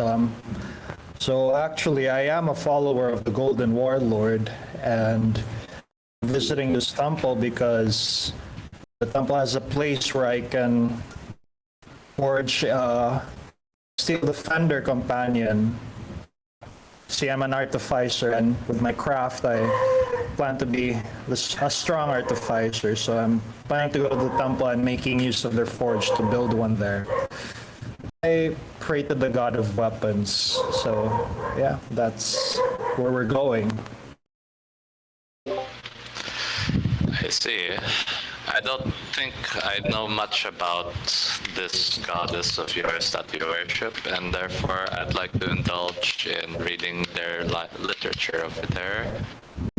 Oh, I'm sure there is some of the clerics at the temple can give you one of the tomes of them. But yeah, I know enough as well.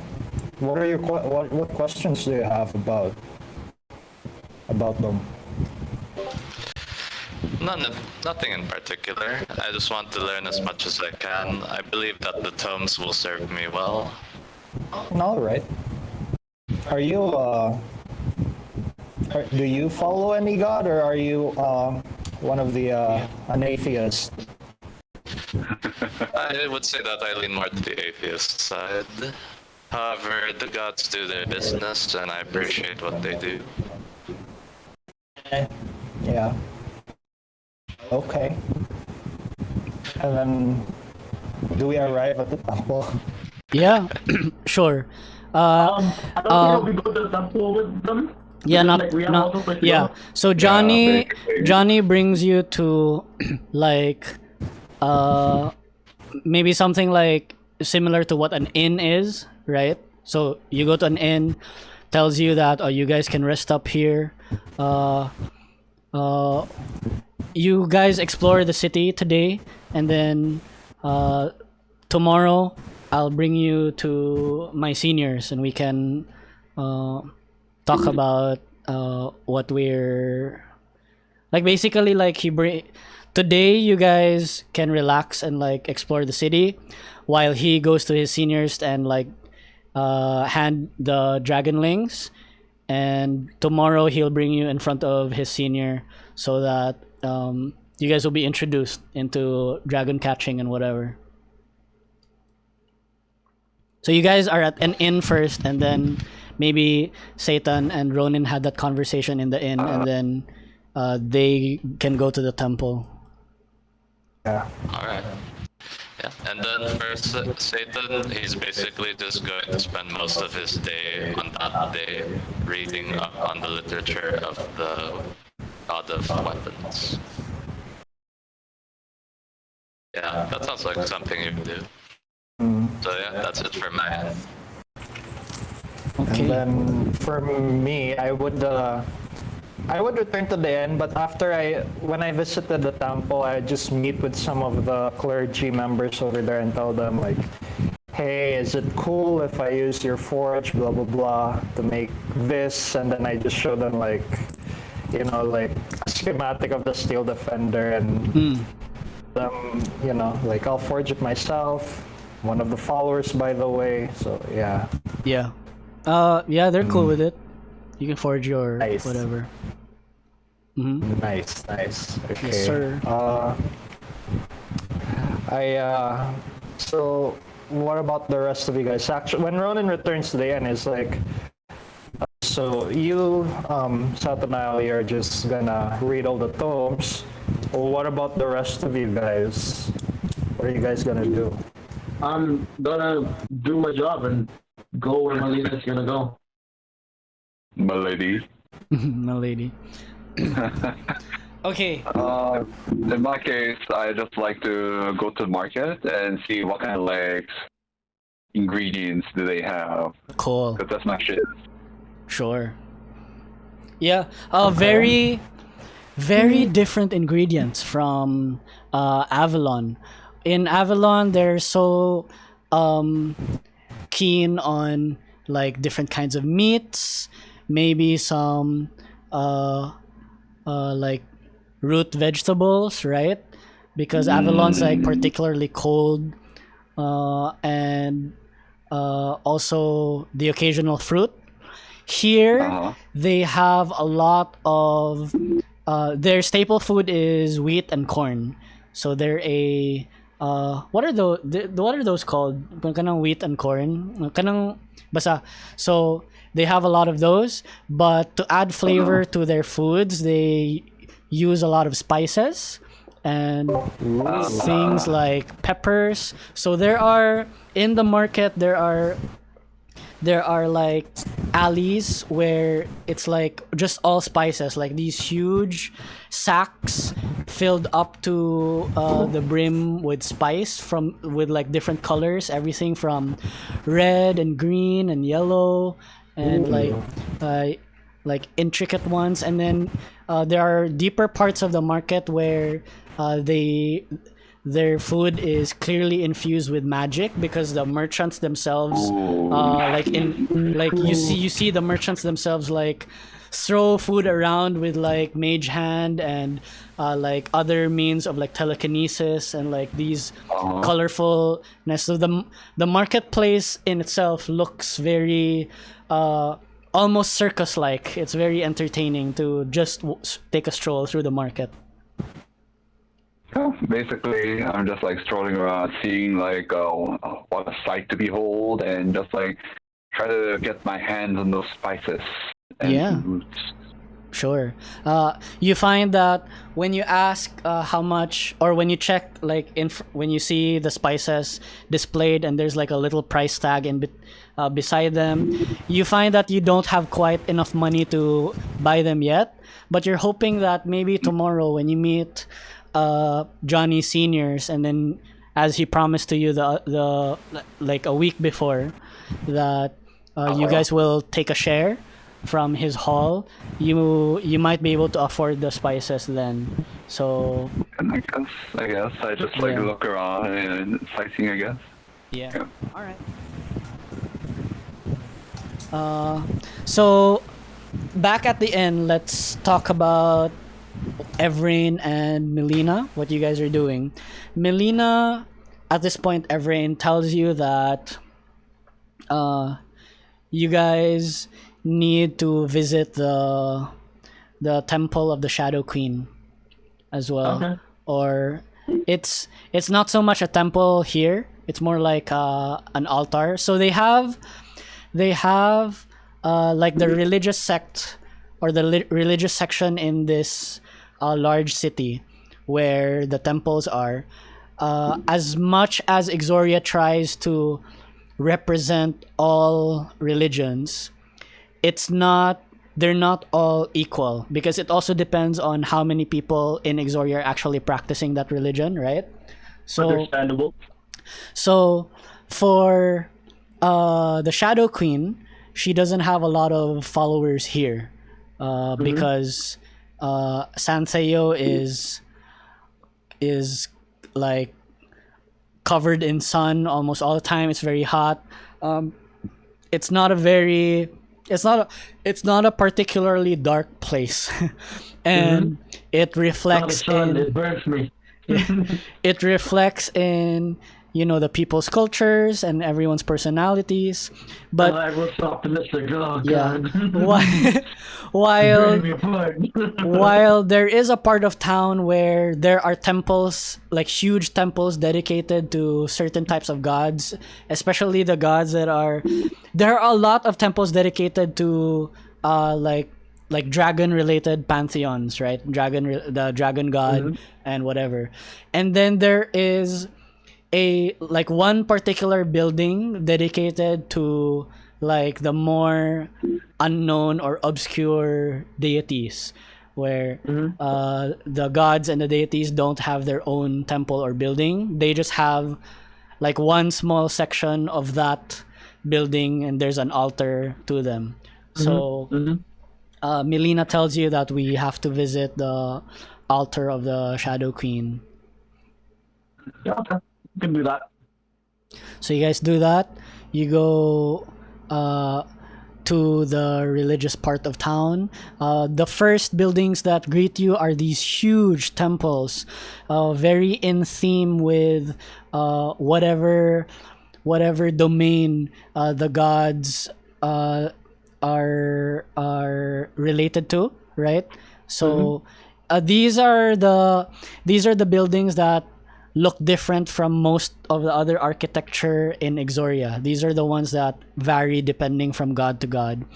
And then the temples just get smaller and smaller and smaller until you just find yourself into this large building with the altars. You enter it, you go through, and then it's like very tight corridors, and then there are doorways along the corridors, and then on each of the doorways there are writing on it in different languages that is basically the name of the god, right? So you go through that, you find yourself finally at the Shadow Queen's door.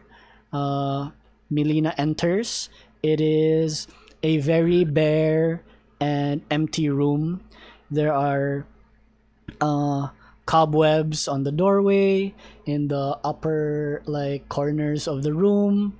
There is a singular statue in the far end of the room, centered in the middle, but back of the room, right? Yeah. And there are candles like set on the side, but they look like they're brand new candles. Like when they made the building and the altar, they put those brand new candles there, and no one has ever used them. Okay. So that's what you see. The statue is the statue of a hooded figure, and there's no face. It's a hooded figure, and then how they molded the statue, it's just like a blank area. It's not like a recess and then the shape of the figure. It's just the little like recess for the hood, and then it's just blank. Yeah. Okay. So there you go. What do you do when you're there? Well, I just watched Melina. Okay, you just watched happened? Melina. Yeah, You- simple character, right? Sure. Oh my god. Okay, I need to ask you a question, because you plan on going sorcerer on your third level, no? Level 3. Yeah. So you'll be paladin to sorcerer 1? Okay, got it. And what's your origin sa imong power, sorcerer's origin? Shadow. Got it. Okay. So this is what happens. Melina enters the room, and then you walk in a little bit with her, and then at a certain point, like just a few steps in from the door, Melina tells you you stay there. Like you don't go deeper into the room. You just stay there like a few steps inside the room. And then she continues moving forward. She takes out like her little pouch, and then starts preparing shit, right? And then Melina has always had like arcane abilities, but she doesn't show it a lot. For like her own safety, protection. Also, she doesn't wanna like put an effort when you're there to do effort for her, right? Exactly. So she takes her pouch, and then she takes like some components from it to cast like her spells, and then she cleans the room, like just like taking away the cobwebs, and then she uses her magic to kind of like sweep the dust off the floor and like pushes it past you through the door outside, and then finally she produces a flame in her hand. Her flame is a bright blue, and then lights the candles adjacent to the statue. The candles light up. Yeah. And it's so interesting because remember I told you that hooded, the statue right? There's is no hooded, face. right? There's no face. Yeah, there's no face. Yeah. But when the candles are lit up, the shadow from the hood, like how the hood like is like wavy, right? I'm not like that. Yeah. It's The really, shadows from the waves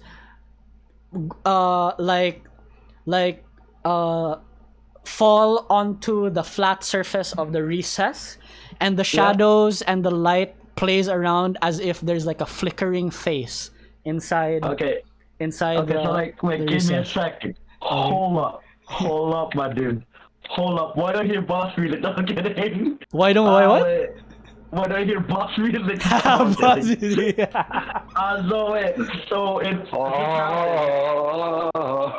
As this happened, I whispered to myself, "Helm." Oh wait, it's not Helm, is it? What's his name again? I forgot. Let me see. We forgot to open up the god. Open up. Glavius. Yeah, it's Glavius. Yeah, Glavius. Bear witness. And it's like a brief moment. I whispered to myself, and then my eye glows golden. Yeah. As I do divine sense. Ooh. Okay. It's just a whisper. So like you don't know. Okay.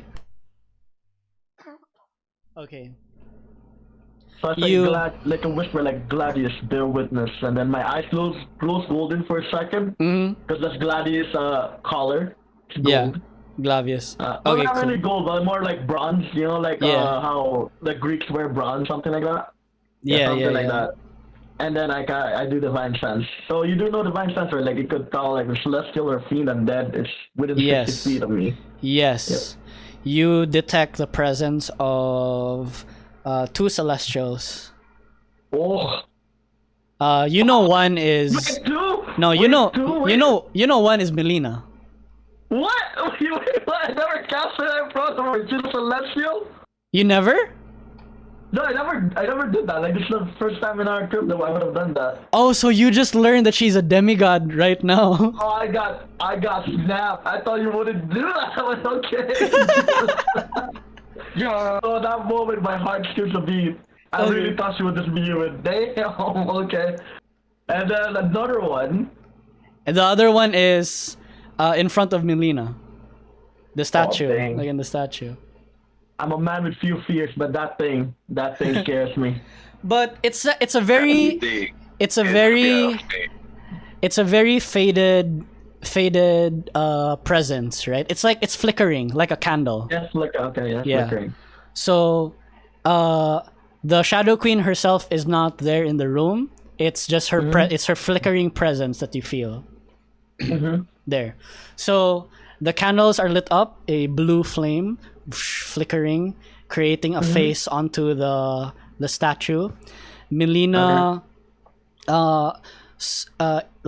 like squats in front of the statue, bows her head deeply, and then I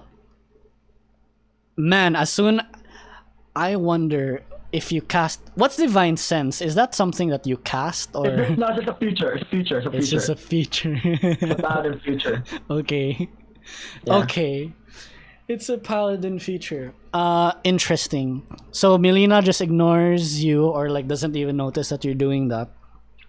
And then, man, how many feet away, Gani? 60 feet. Okay. I want to say they're pretty far away, right? So it's a very long room. Yeah, it's a long hallway. It's a long room. But Melina starts like praying. Not in common, and also pretty far away from what you can normally hear.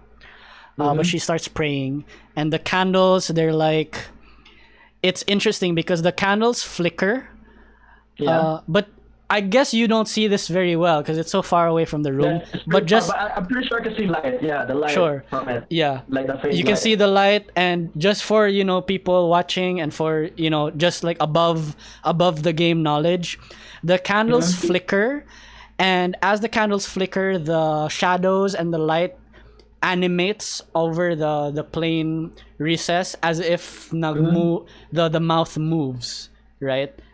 As the candles are flickering. It's like shadow art, shadow play. And then it seems as if Melina is having this conversation with the Shadow Queen. This goes on for pretty briefly, a few minutes, and then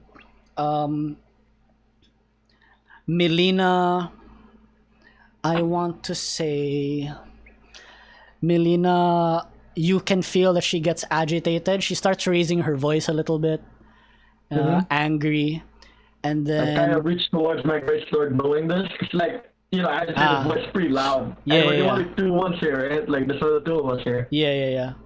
She gets pretty agitated, And then knowing that there's another celestial in the room too, so that's enough. yeah. And then she stands up finally, and then she's shouting at this point, and then the blue flames, flicker even more violently, and then Melina is shouting until finally the flames just turn into this like blue column of fire. Oh yeah, no. And I got my then sword drawn right now. Melina kind of like whimpers back and like kind of like tries to protect herself, and then the flames die down back in. As this happened, like I just like instinctively like run towards her because I thought she was in danger. Okay, you run towards Melina. Melina hears the footsteps.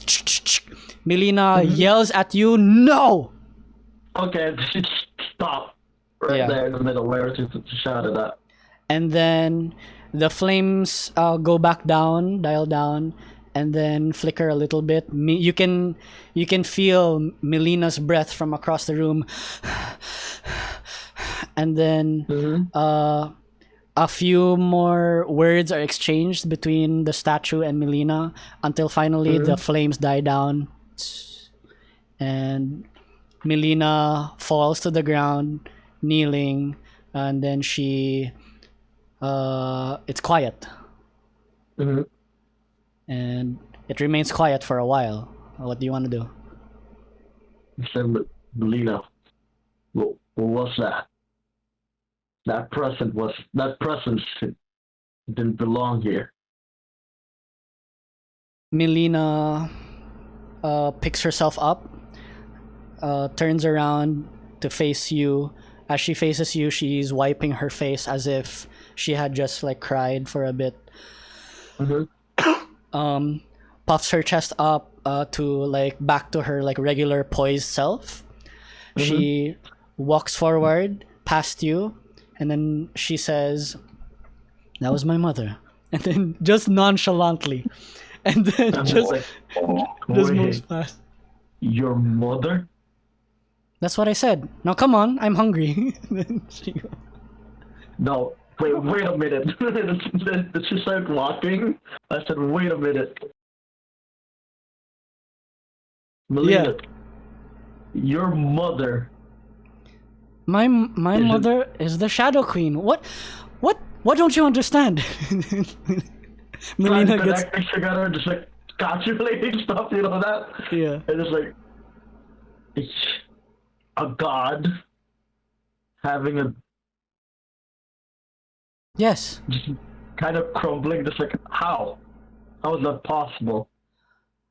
I do not have time to explain to you the birds and the bees, but it happened, okay? This is what happened. I'm here. You're protecting a demigod. Let's move on. Wait, this is way above my pay grade, man. Oh, and by the way, and then Melina moves closer to you, and then she takes her finger, and then her fingernail turns black and sharpens as if to turn into a claw, and then she pokes your like the side of your neck. Oh, it's like I went through the pain. Like, what the hell? Pokes the side of your neck. How many circles does your house have here? Is it like just one hell, or like what the hell? What the hell? What the? Yeah. One of the 7 hells. Pokes the side of your neck as she says, "Oh, by the way, Mother says that if you are to continue protecting me, you need more power." And then she just nonchalantly walks out of the room as you writhe in pain.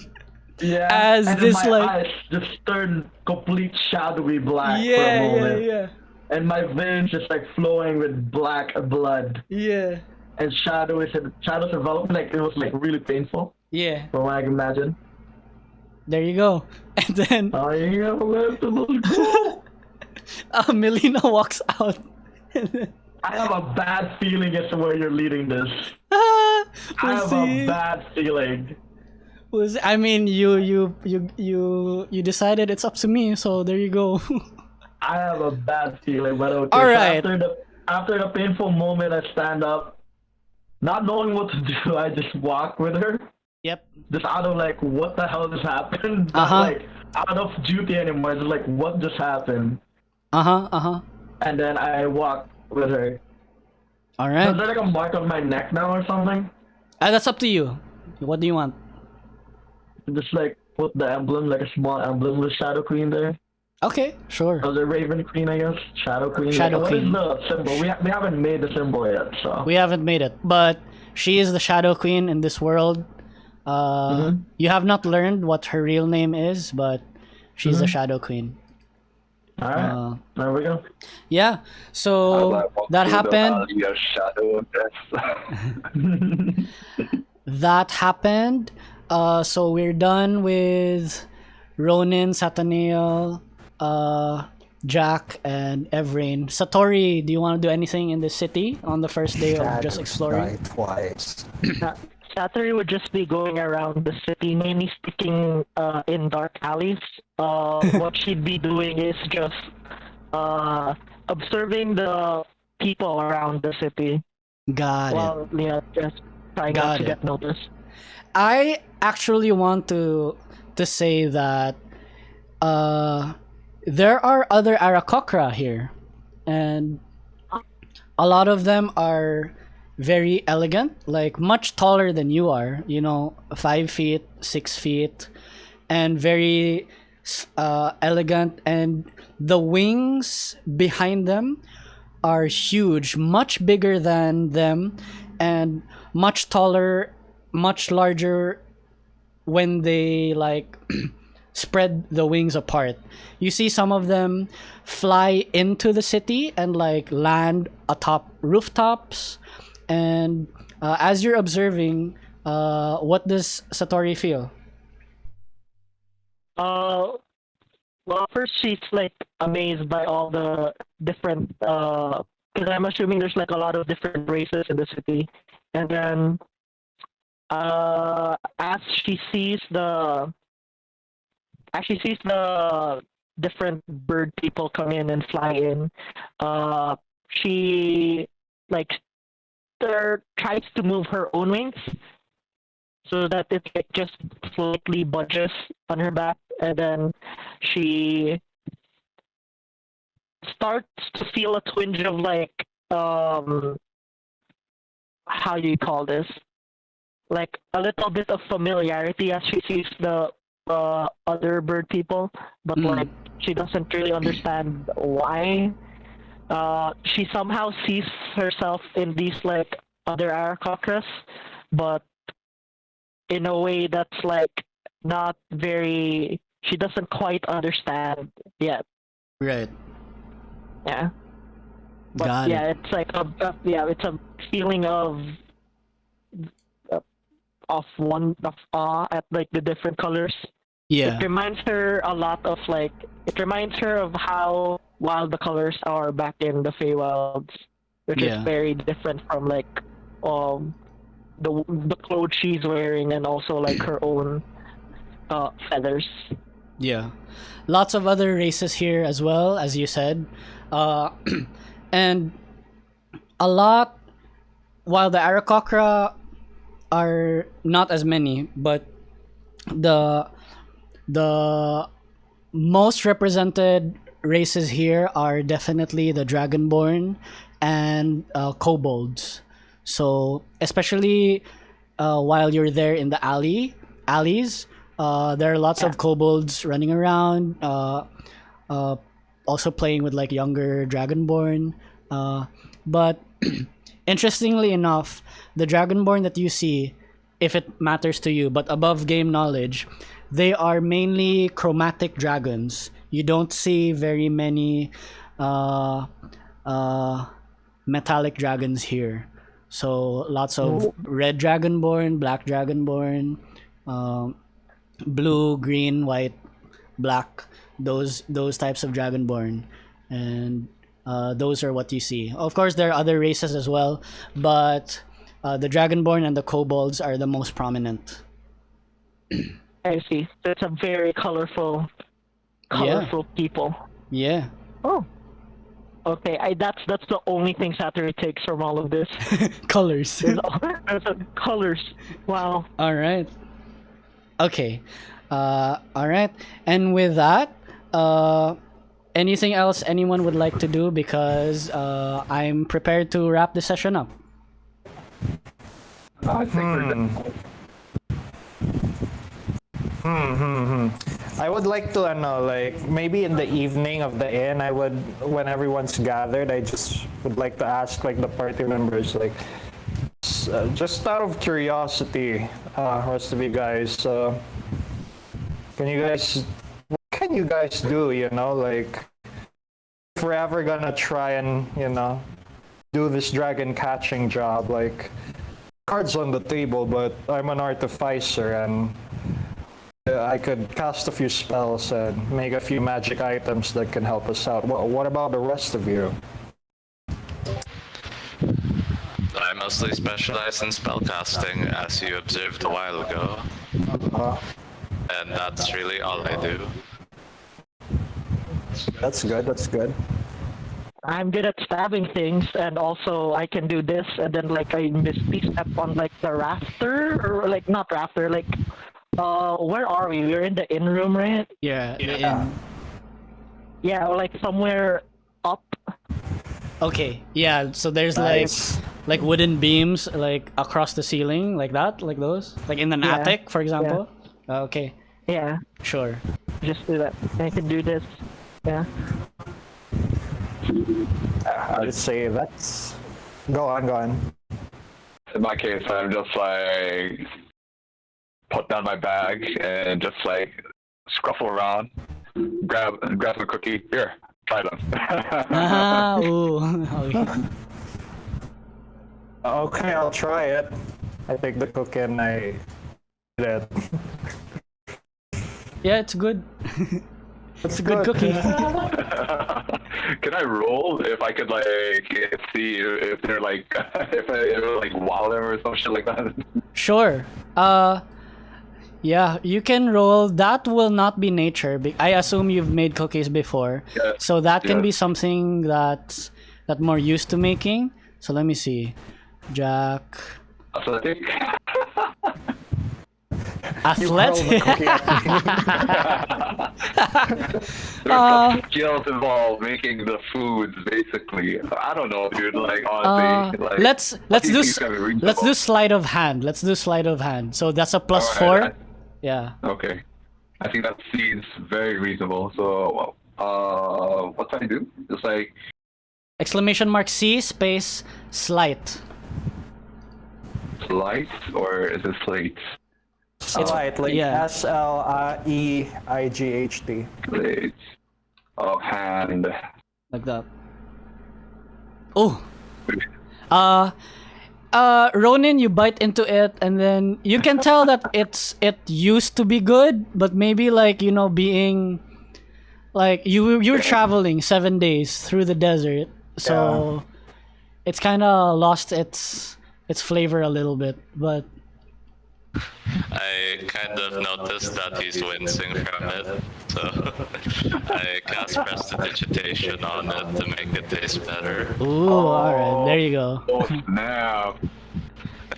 There you go. So it's good, yeah. It's good. All right.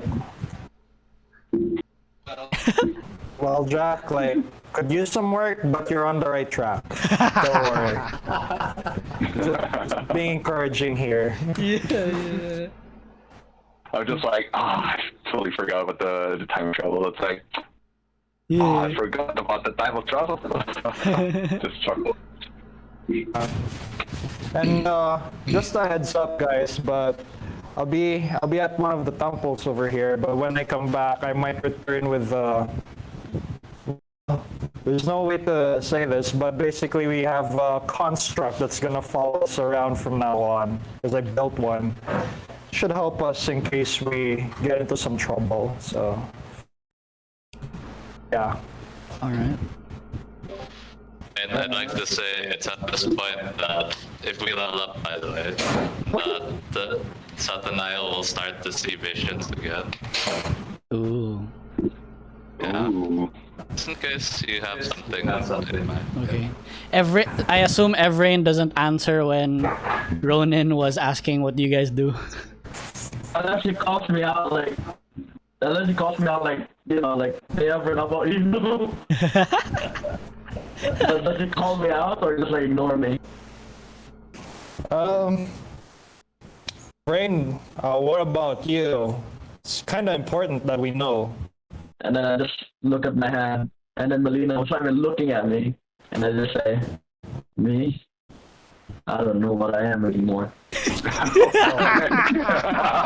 got it. Well, I hope that you find out someday. I'm just like, in my case, like, so the cookies were ruined, so I'm just like crush them and feeding them to the birds, basically.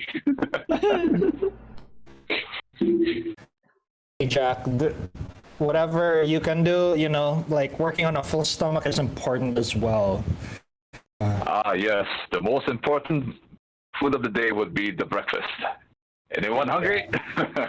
Hey. And with that, as Jack prepares food for the party inside this inn, we see the band of new adventurers embarking on this new journey here in central Santheo, in the heart of Dragon Country, Yggzoria. The sun rising up high on them. The heat